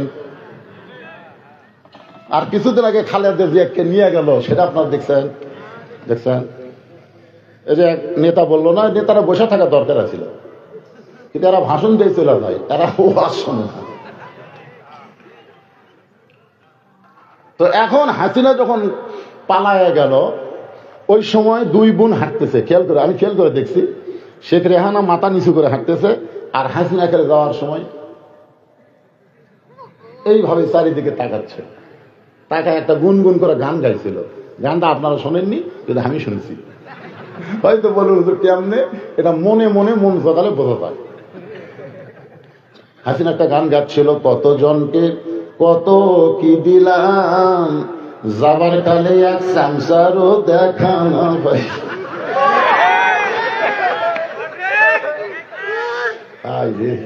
একটা সংসার নাই।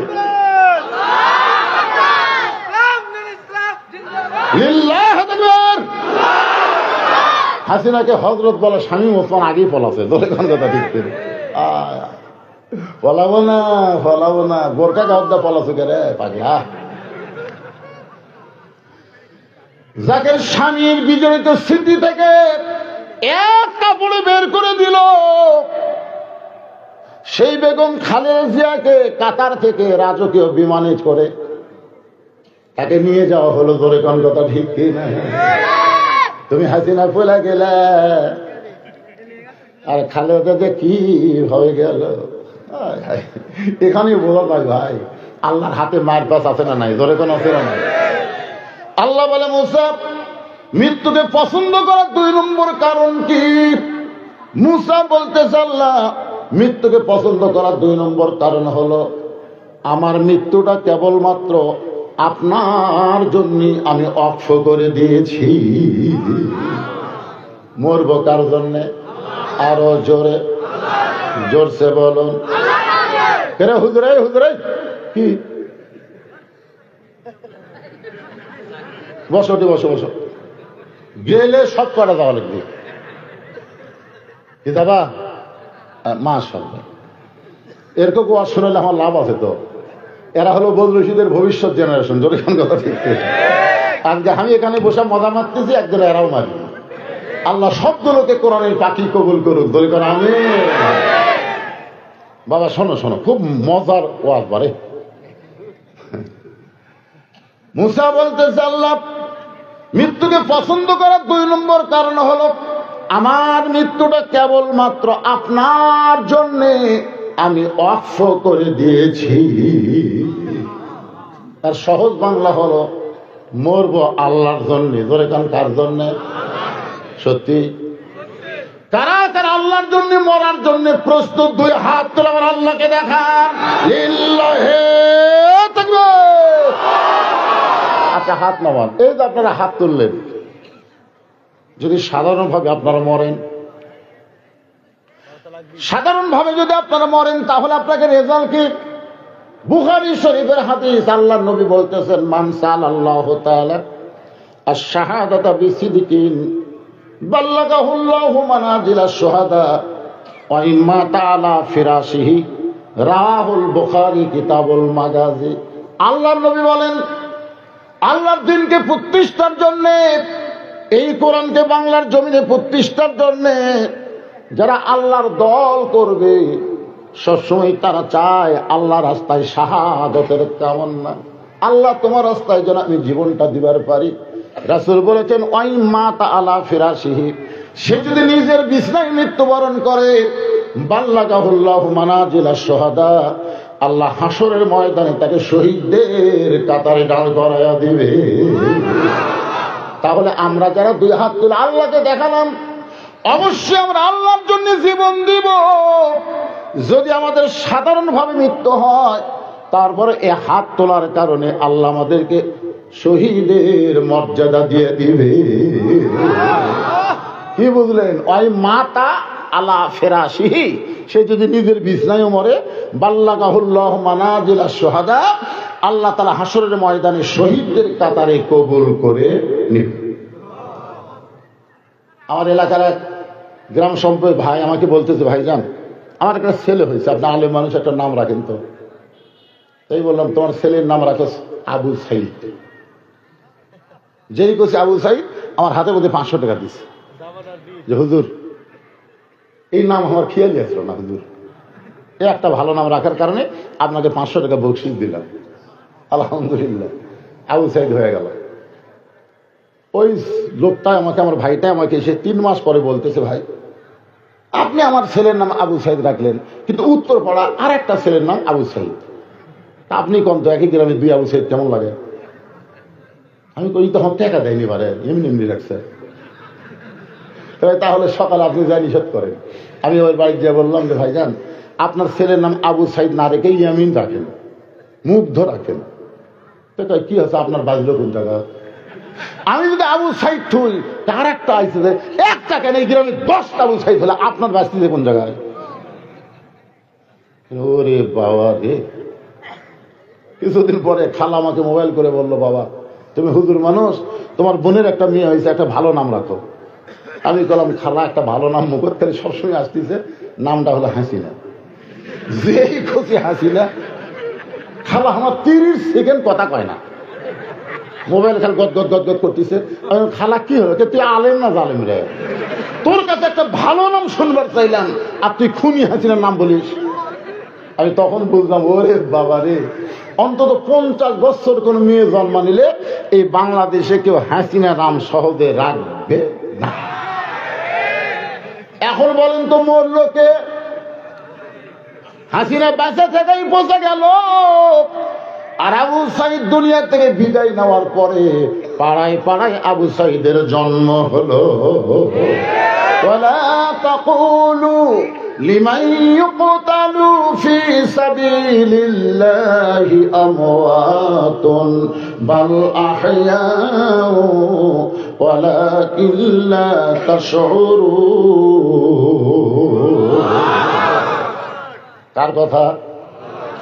আল্লাহ কোরআনে বলতেছেন, আমার রাস্তায় যারা জীবন দিবে তাদেরকে তোমরা মৃত্যু বলো না, আমি আল্লাহ বলতেছি তারা অমর। হোসেন রাদিয়াল্লাহর মাথা যখন ইয়াজিদের দরবারে নিয়ে গেছে, হোসেন রাদিয়াল্লাহর মাথা কোথায় নিয়ে গেছে? একটু মনোযোগ দিয়ে শুনবেন। মাথা নিয়ে গেছে, দেহ কিন্তু কারবালাত পড়ে আছে। 80টা ঘোড়া হোসেন রাদিয়াল্লাহর দেহের উপর দিয়ে ওরা ঘোড়া ছুট ফেলছে, গোটা দেহ ছিন্ন ভিন্ন হয়ে গেছে। হোসেন রাদিয়াল্লাহর দেহ নেওয়ার মতন আর কোনো অবস্থা ছিল না। দেহ থেকে মাথাটা কাটে ইয়াজিদের দরবারে দামেস্কে নিয়ে গেছে। জিয়াদ একটা গামলার মধ্যে মাথাটা নিয়ে ইয়াজিদকে উপহার দিচ্ছে, যাও না, এই যে আপনার শত্রুর মাথা। আল্লাহর জন্য জীবন দেওয়া, একটু মনোযোগ দিয়ে শোনেন। আমার জীবনটা আল্লাহর পথে অক্ষ করলাম। কে বলছে? মুসা আলাইহিস সালাম। জোরে বল, কে বলছে? মুসা। ইয়াজিদের হাতে তখন একটা লাঠি ছিল, লাঠি। ওই লাঠিটা হোসেন রাদিয়াল্লাহর মুখের মধ্যে ঢুকে দিল। শরীর তো নাই, খালি মাথা আছে। এই মাথার মুখের মধ্যে ঢুকে দিয়ে বলে, ইয়াজিদ আজকে তোমার অবস্থা দেখো, তুমি শেষ। আমি ইয়াজিদ এখন ক্ষমতার চেয়ারে। হোসাইন তুমি শেষ হয়ে গেছে, তোমার অস্তিত্ব নাই। নানার ইসলামকে জীবিত করবে, আজকে দেখো তোমার অবস্থা কি। তুমি শেষ হয়ে গেলে আর আমি ক্ষমতার চেয়ারে বসলাম। ইয়াজিদের সামনে যত মানুষ ছিল সবাই মাথা নিচু করে আছে। এত বড় কথা ইয়াজিদ বলতেছে, কেউ মাথা তুলে কথা বলার সাহস পাচ্ছে না।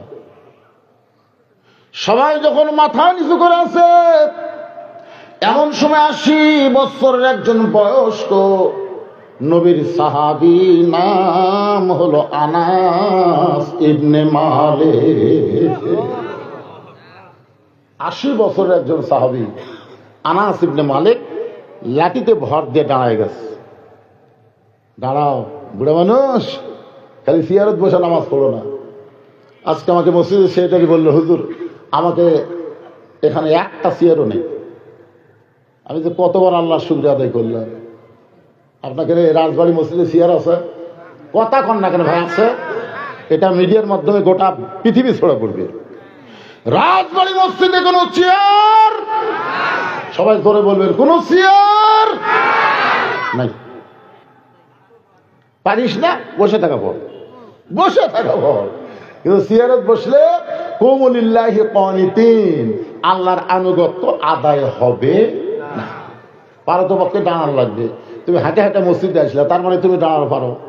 দাঁড়াবার না পারলে হাঁটলে কেমনে? তাহলে হাঁটে হাঁটে মসজিদে এসে তুমি চেয়ারত বসো, তোমার শরম করে না? সিয়ারের বহু ওয়াজ করছি, আজকে সিয়ারের কোনো ওয়াজ না।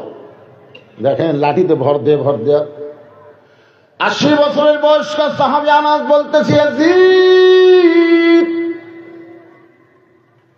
তুমি হোসেনকে চিনো না, যদি হোসেনকে তুমি চিনতা তাহলে মুখের মধ্যে লাঠি ঢুকে এরকম তিরস্কার কথা বলতে পারত না। ইয়াজিদ এই হোসেন যখন ছোট্ট ছিল আমি তখন নবীর বাড়িতে খাদেম ছিলাম, একাধারে 10 বছর আনাস নবীর খেদমত করেছে। ধরে কোন সুবহানাল্লাহ। আনাস রাদিয়াল্লাহু বলেন আমি নবীর ঘরের দরজার পাশে দাঁড়িয়ে আছি, আল্লাহর নবী শুধুমাত্র ফরজ নামাজ বাদ দিয়ে নফল নামাজ, সুন্নত নামাজ বাড়িতে পড়া পছন্দ করতেন।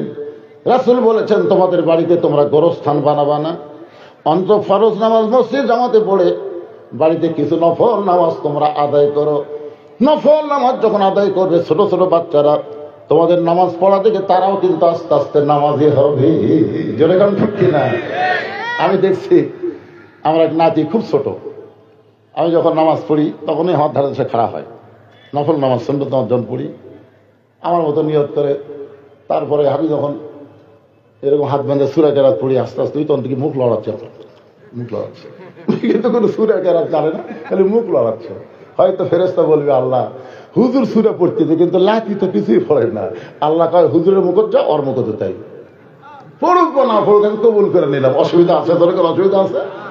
ছোট বাচ্চাদেরকে আপনারা বাড়িতে এরকম করে নামাজের তালিম দিবেন, আগে মসজিদে নিয়ে যায় না, অন্তত 7 বছর বয়স পর্যন্ত নামাজের তালিম দেওয়া লাগবে। ধরে কোন কথা ঠিক কিনা? একটু মনোযোগ দিয়ে শুনবেন।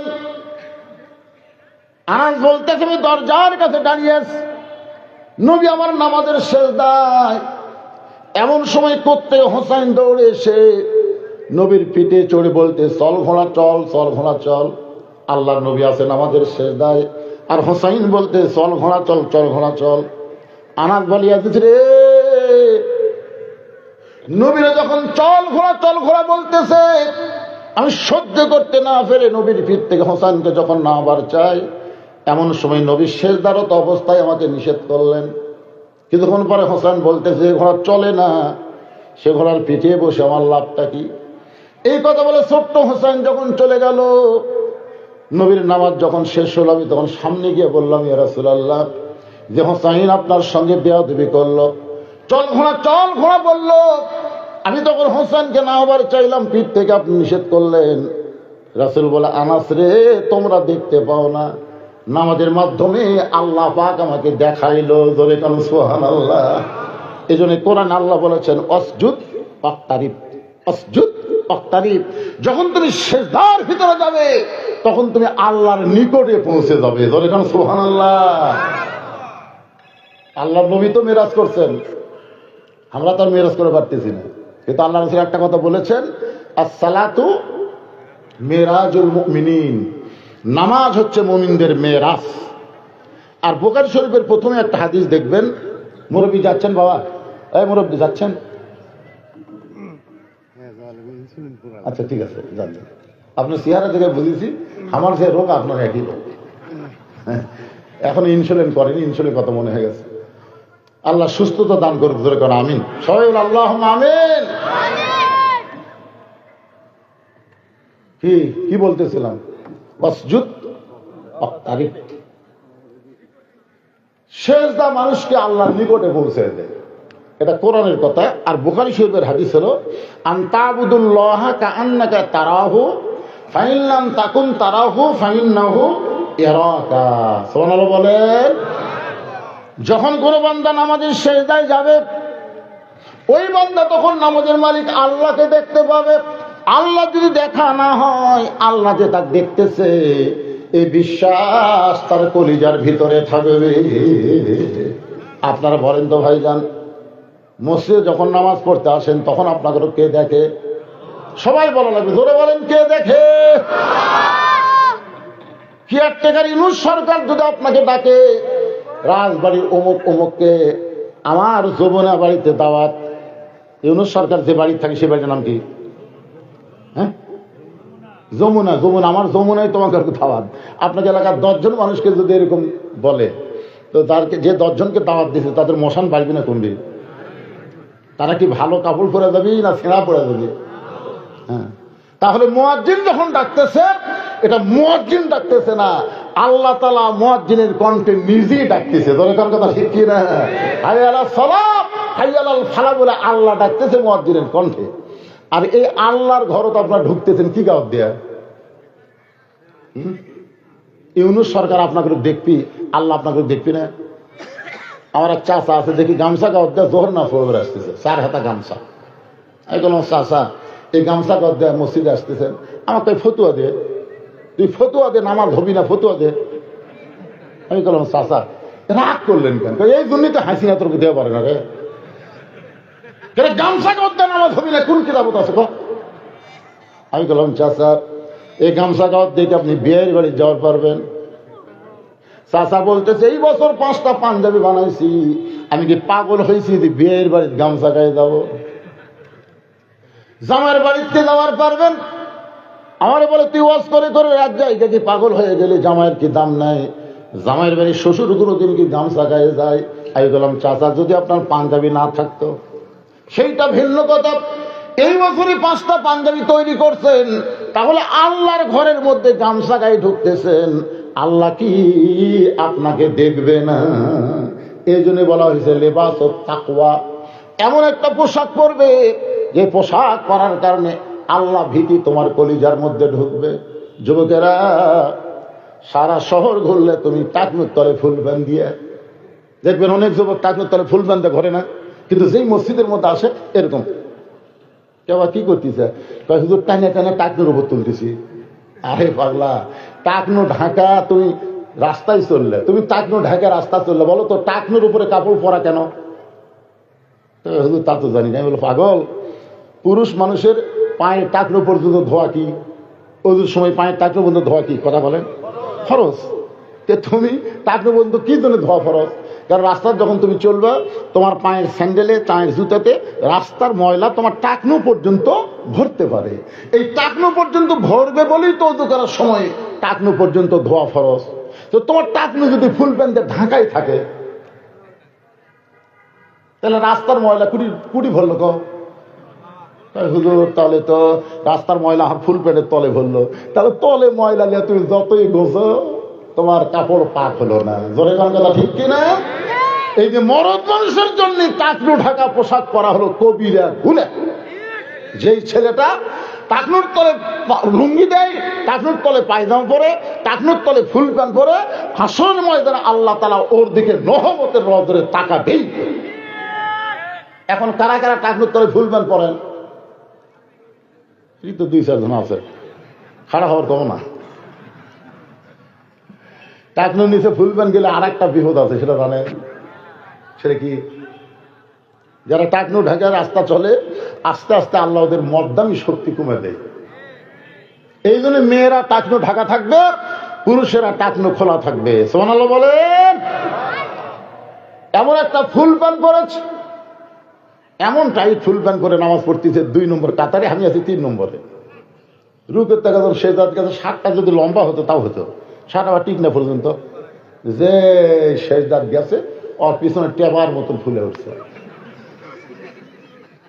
আপনি বলেন ওখানে যদি 60-এর জায়গায় ওর গায়ে পাঞ্জাবি থাকতো, তাহলে আমার নজর কি ওই টেবার দিকে যেত? কথা কন না কেন ভাই? পাঞ্জাবি দিয়ে পাছাড়া ঢেকে দিত। এই জন্য যেমন তেমন পোশাক পরে মসজিদ আসা চলবে না। ছেলেরা ব্রাজিলের জার্সি গাওতে মসজিদে ঢুকছে। আমি এক জুম্মায় খুতবা দেওয়ার সময় দেখি আর্জেন্টিনার জার্সি গাওতে এক ছেলে মসজিদে ঢুকছে। কেন তোর কাপড় নাই? হুজুর খেয়াল করে, এই খেয়াল করিস না মানে, তুই এমন একটা জার্সি পরছিস যার লেখা আছে মেসি, মেসি জার্সি পরে তুই মসজিদের মধ্যে ঢুকলি। এই মেসি কে? মেসি কে? রে যুবকের একটু মনোযোগ দিয়ে শুনবেন। আল্লাহর ঘরের মধ্যে যখন ঢুকবেন, তখন আপনি একলা থাকবেন না, আপনার সঙ্গে আমার আল্লাহ থাকবে। অহুয়া মাকুম আইনামা কুনতুম, বান্দা তুমি থাকবে যেখানে, আমার আল্লাহ রহমত থাকবে সেখানে। ধরে কারণ সুবহানাল্লাহ। একটু মনোযোগ দিয়ে শুনবেন। আনাস রাদিয়াল্লাহু বলতেছে, ওগো আল্লাহর নবী, তারপরে কি হলো? রাসূল বলতেছেন, আনাস রে শোনো, তুমি যখন হোসেনকে পিঠ থেকে নামাবার চাও, এমন সময় আমি এর আগেও নামাবার চাইছিলাম, আমি আগেও হোসেনকে নামাবার চাইছিলাম, তুমি নামানোর আগে আমি তোমাকে নিষেধ করার কারণ হলো, নামাজের মালিক আল্লাহ রাব্বুল হাবিব আমার কথা হোসেন, আমার কথা মনে করে আপনি হোসেনকে পিঠ থেকে নামাবেন না। আজকে আপনি শুনে নেন, আপনি নবী যেমন হোসেনকে ভালোবাসেন, আমি আল্লাহ তার চাইতে অনেক ভালোবাসি। আপনাকে ঘোড়া বানাইছে, এটা আমি আল্লাহর বড় ভালো লাগতেছে। আনাস কান্দের বলি, ইয়াজিদ রে, যেই হোসেনকে ঘোড়া বানাইলে আল্লাহর ভালো লাগে, সেই হোসেনের মুখের মধ্যে লাঠি ঢুকে তুমি তিরস্কার করতেছ। তুমি শুনে নাও এজিদ, হোসেন কিয়ামত পর্যন্ত কোনোদিন মরবে না, আল্লাহ তাকে অমর করে রাখবে। আর তুমি ইয়াজিদ এমন ভাবে দুনিয়া থেকে পচে যাবে, জনগণ তোমার নাম মুখে আসলেও ঘৃণা করে মনে করবে। ধরে কোন কথা ঠিক না? আপনারা বলেন তো, ক্ষমতার চেয়ার পাইয়া যারা ভালো ভালো মানুষকে হত্যা করলো, ক্ষমতার চেয়ার পাইয়া ভালো মানুষগুলোকে অন্যায় ভাবে ফাঁসি দেওয়া হলো, ধরে কোন ঠিক কিনা? কত ভালো মানুষ, একটা ভালো মানুষের কথা আপনাদের বলতেছে শোনেন, তার নাম হলো মীর কাসেম আলী। ধরে কার নাম কি? মীর কাসেম আলী। উকিল বলতে, স্যার আজকে রাত 12টায় আপনার ফাঁসি হবে। মীর কাসেম আলী মুস্কি হাসিতে বললেন, আলহামদুলিল্লাহ। উকিল বলে, স্যার এখন 9:30 বাজে, আর 2.5 ঘন্টা পর আপনার ফাঁসি হবে, আপনি মুস্কি হাসিতে আল্লাহ শুকর আদায় করতেছেন। মীর কাসেম আলী বলতেছে, ভাই এখনো তো 2.5 ঘন্টা অনেক সময়, এত সময় চেতন থাকে কি করবো, আমি ঘন্টা দিয়ে ঘুম পাড়ি। উকিল বলে, স্যার কি কর আপনি? বলে, হ্যাঁ 2 ঘন্টা ঘুম পাড়ি, খামাকা চেতন থাকে কি হবি, 2 ঘন্টা পরে আমার ডাক দিও। উকিল মনে করছে ফাঁসির চিন্তা পাগলা হয়ে গেছে। 2 ঘন্টা পর ফাঁসির কন্ডম ছেলে উকিল ঢুকে দেখে মীর কাসেম আলী নাক ডাইকে ডাইকে ঘুম পাড়তেছে। উকিল কে রে, আর 8 ঘন্টা পর ফাঁসি হবি, আর এই লোকটা এমন করে ঘুমান, এই মানুষ নাকি? পায়ের বুড়া আঙ্গুল লড়াইছে, ঘুম থেকে চেতন ভাই বলতেছে, কে ভাই সময় হচ্ছে? না স্যার এখন 8 ঘন্টা আছে। ও এখন 8 ঘন্টা। মীর কাসেম আলী অজু করে 2 রাকাত নামাজ আদায় করলেন। উকিল বলতেছে, কোরআনের সূরা মুজাম্মিল তেলাওয়াত করে বলতেছে, ভাইজান আমার জেলখানার মধ্যে তেমন ভালো কোনো পোশাক নাই, যে কয়টা আছে তার মধ্যে কোনটা ভালো একটু বাছাই করে দাও, কারণ পর চয়েজে পড়ো না, আর নিজের চয়েজে খানা, নিজে ইচ্ছা করে যেটা পছন্দ করবেন আপনি খাবেন, আর নিজের ইচ্ছাই পড়বেন না। আপনি আপনার বউকে একটু বলবেন এটা করে কেমন লাগতেছে, আপনার মেয়েদেরকে একটু বলবেন। তো ওখানে কেউ নাই, উকিলকে বলতেছে, ভাইজান কয়টা কাপড়ের মধ্যে কোনটা সবচাইতে ভালো সেইটা বাছাই করে দাও। ভালো পাঞ্জাবি বাছাই করে দিল। মীর কাসেম আলী সেইটা গায়ে দিয়া বলতেছে, ভাইজান আতর সুরমা লাগানোর পরে আমি একটু চুল হাসিব, কিন্তু আমার তো চিরুনি নেই। উকিল বলে, স্যার আমার কোটের পকেটে আছে। উকিলের চিরুনি নিয়ে সুন্দর করে মাথা হাসরায় বলতেছে, আল মুমিনু মিরাতুল মুমিনিন, একজন মুমিন হলো আর একজন মুমিনের আয়না, তুমি একটু দেখো তো আমার কেমন লাগতেছে।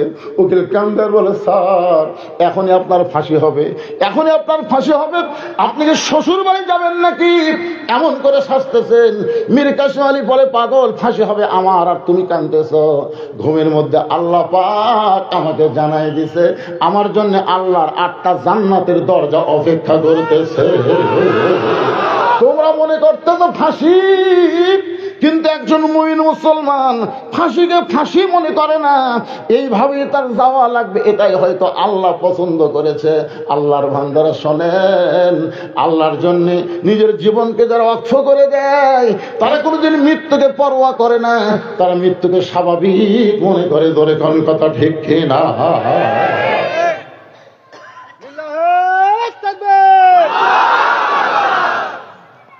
একবার তাকবীর দেয়, এ কিসের তাকবীর হয় মাঝে মাঝে?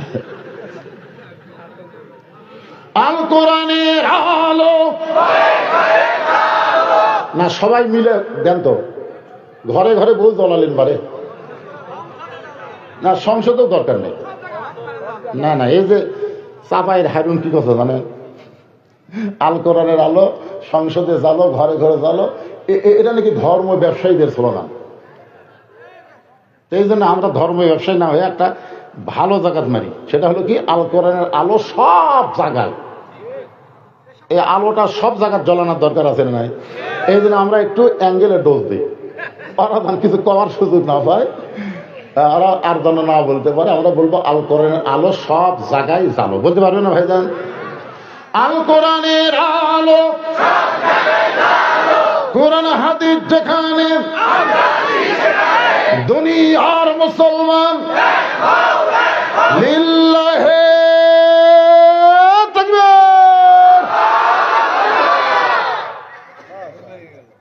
আল্লাহ বলে মুসা, মৃত্যুকে পছন্দ করার 3 নম্বর কারণ কি? 1 নম্বর কারণ হলো না মরলে জান্নাতে যাওয়া।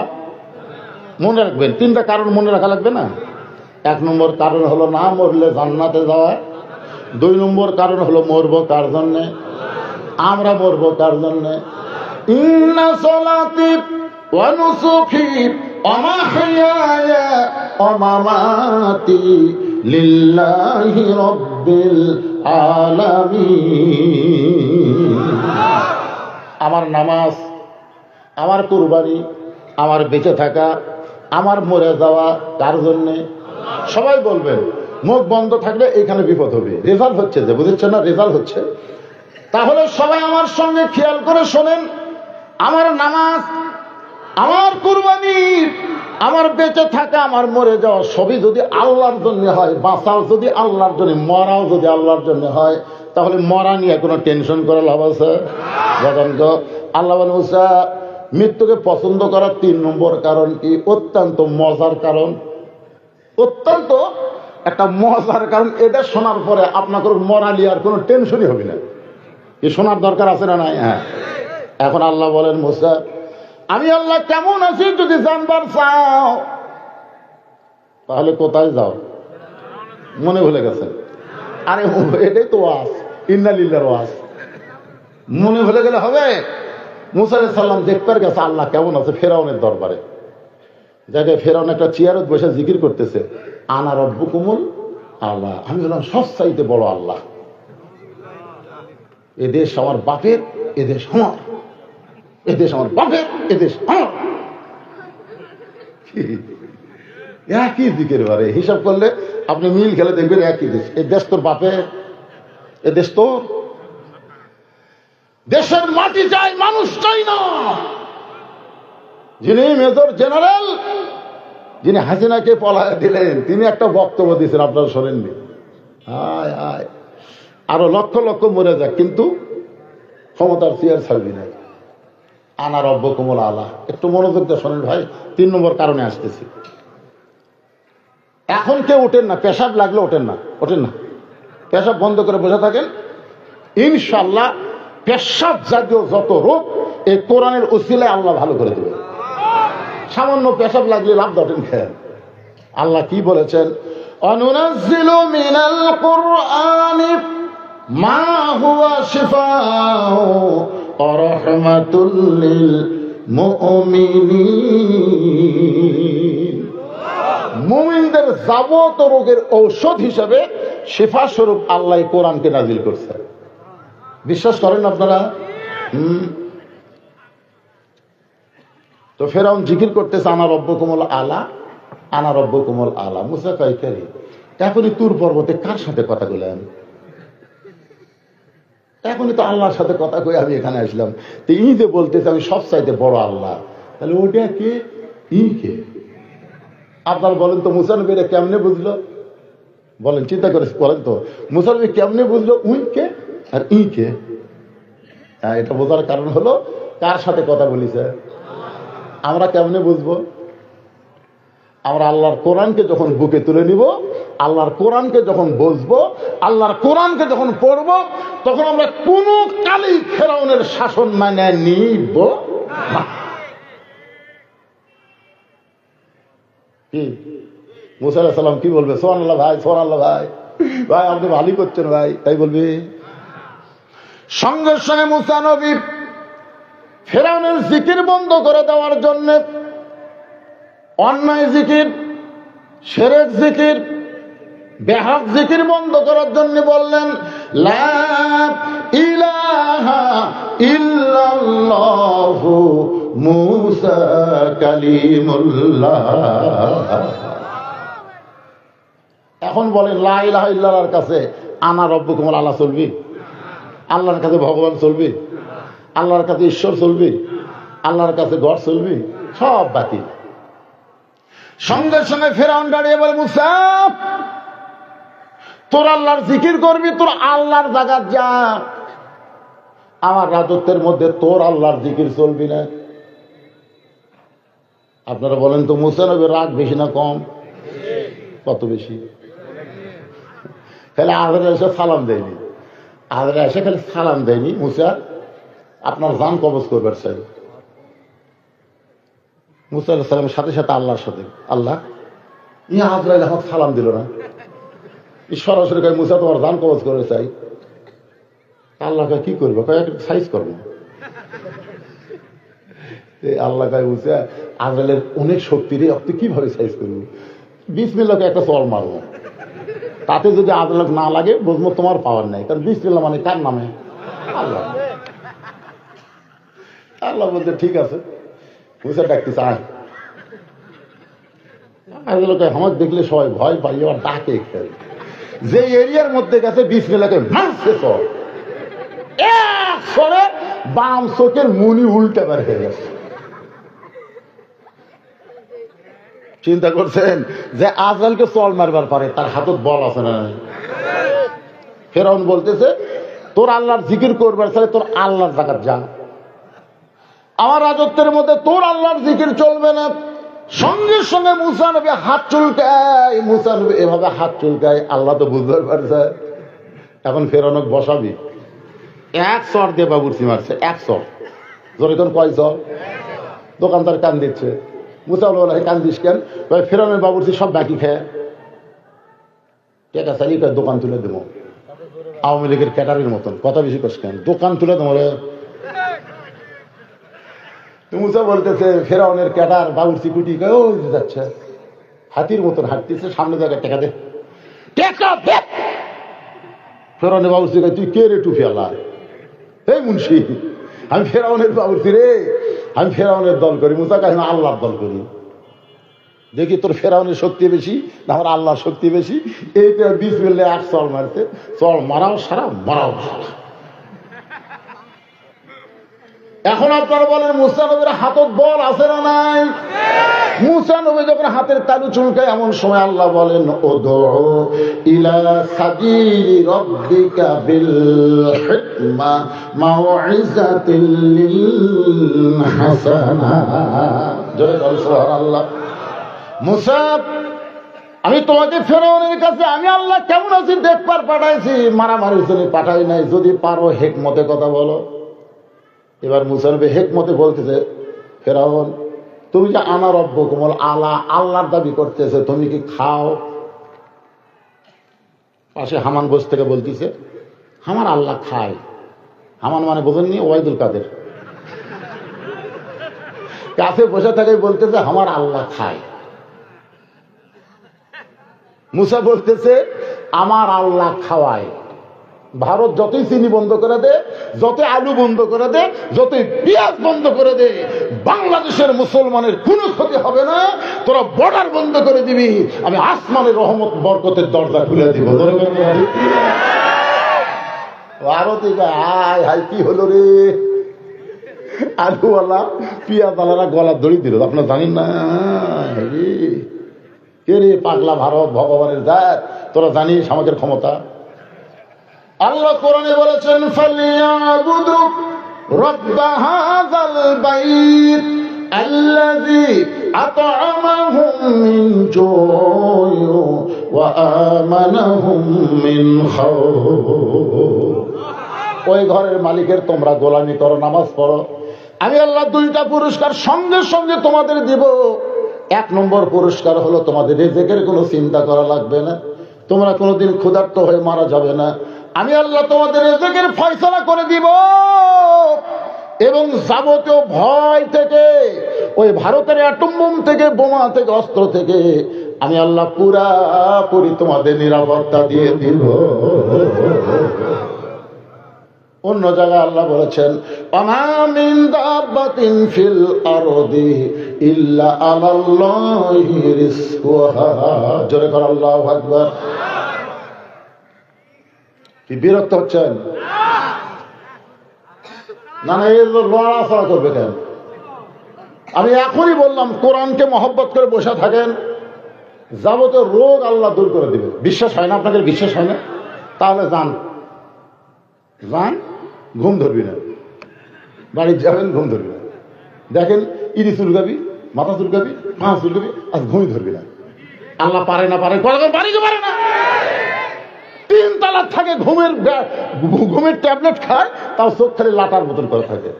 বউকে এত ঘুমের বড়ি খাও, তার তোমার ঘুম ধরে না। স্বামী স্ত্রী দুজন গল্প করে, ওই বাড়ির বিল্ডিং এর দরজাতে একজন অটো ভ্যান তেল ফুরে গেছে, মানে ওই ব্যাটারি চার্জ ফুরে গেছে, বুঝলেন? ওই এখন অটো ভ্যান শুয়ে থেকে বাড়িওয়ালাকে কে রে, আমার চোখে ঘুম নেই, আমার দরজাতি নবাব দাদা কে রে। আস্তে আস্তে গেট খুলে এসে দেখে বালুস নাই, কম্বল নাই, কিছু নাই, একটা ইটার উপর গামছা দিয়ে লাখ টাকা ঘুম পাড়তেছে। কারণ আল্লাহ তুমি কুটি, আমি 3 তালা ঘুম ধরে না, আর এই অটো ভ্যানের উপর ঘুমাই। শান্তি দেওয়ার মালিককে। আর একটু বসেন, মুসা নবীর অরিজিনাল যেটা 3 নম্বর, সেটা তো বলিনি ভাই, শোনা লাগবে না? তার আগে এটা শুনবেন না? কি বুঝতেছেন? হামান আমার আল্লাহ খায়, মুসা বলতেছে আমার আল্লাহ খাওয়ায়। যে আল্লাহ খাওয়ায় আর যে আল্লাহ দাবি করে খায়, যাই খায় তার বিপদ আছে। খাওয়ার মধ্যে যদি একটু কম বেশি হয়, নিজের বাড়িতে 5 কেজি আলু, 1 কেজি গোস্ত বউ পাক করে দিছে, 2 টুকরা গোস্ত দেওয়ার কারণে রাগ করছে, এই গোস্তর দাম জানিস, এই গোস্তর দাম জানিস, 1 টুকরা হলেই খাওয়াবি। 1 টুকরা তুলে দিয়ে তাহলে আলু দিয়ে সমানে খায়, আলুর মধ্যে স্বাদ আছে রে। নিজের বাড়িতে 5 কেজি আলুর মধ্যে 1 কেজি গোস্ত, আলহামদুলিল্লাহ। পরের বাড়িতে পরের দিন দাওয়াত খাওয়ার গেছে, যা দেখে 5 কেজি গোস্ত, 1 কেজি আলু। গোস্ত কয় কেজি আর আলু? গোস্তের মধ্যে হঠাৎ একটা আলু আছে, হঠাৎ আস্তে করে তুলে, বন প্লেট আছে আপনাকে, বন আলু আর খাবি না। নিজের বাড়িতে আলু খাই, গোস্ত তুলে থই, আর পরের বাড়িতে এসে গোস্তের মধ্যে 1 টুকরা আলু গেছি, আস্তে বন প্লেট তুলে থই। নিজের বাড়িতে 1 টুকরা গোস্ত দিয়ে 4 গাছ খায়, গোস্ত ছেড়ে ছেড়ে খায় আর ভাত খায়, আর পরের বাড়িতে 1 গাছ ভাতের মধ্যে 4 টুকরা ঢুকে। এইভাবে ঢুকাতে ঢুকাতে 1/2 কেজি ঢুকেছে। কয় কেজি? 1/2 কেজি। ওর পেটের কল কবজা হলো 250 গ্রাম হজম করে পারে। মানে আল্লাহ যে কল কবজা দিয়েছে 250 গ্রাম ঢুকে হজম হবে, কিন্তু 500 গ্রাম ঢুকেছে, কল কবজার পাচ্ছিছে না। আল্লাহ আমরা তো পাচ্ছি না, আল্লাহকে হরতাল কর। যে হরতাল করছে এটা এখন পচনি ধরছে, পচনি ধরে মানে না বলে ধুমা ঢেকুস, জোরে করে কি ঢেকুস, লোকজনকে কেড়ে তোর মুখের থেকে পচা পচা গন্ধ আসে কেন। চলে গেছে ডাক্তারের কাছে, ডাক্তার মডিগার দিছে, জাইমের দিছে। ছেলেরা বলছে হজম যদি করবার চান একসঙ্গে টাইগার আর স্পিরিট খান, হজম করার জন্য এগুলো সব খাওয়ার পরে আগে উপর দিক দিয়ে ঢেকুস মারছে, এখন আল্লাহ তলার গিরে খুলে। এর নাম হলো ডিসেন্ট্রি। এর নাম কি? মুসা বলতে ফেরাউন রে, আল্লাহ দাবি করে যে খায়, আর খাওয়ার মধ্যে যদি কম বেশি হয়ে যায়, মনে করো তোমার এরকম খাওয়া হয়েছে। এখন ফেরাউন পায়খানা যায় বসে, যেই মাত্র ঝরঝর করে পানির মতন বার হয়ে গেল, পায়খানা কমপ্লিট মনে করে ফেরাউন দাঁড়াইছে, কিন্তু পেট আবার কামড় মারছে, আবার বসে গেল ঝরঝর করে, 1 বদনা পানির মতন বার হয়ে গেল। আবার কমপ্লিট মনে করে যেই মাত্র দাঁড়াইছে, পেটে কামড় মারছে, আবার ফেরাউন বসে ঝরঝর করে বের হয়ে যায়। এবার ফেরাউন উঠপার চাচা আর উঠপার পারে না, বারবার পাতলা পায়খানা হওয়ার কারণে টলে পড়িছে। আল্লাহ কাজ হয়ে গেছে। আমাদের আল্লাহ কাজ রে।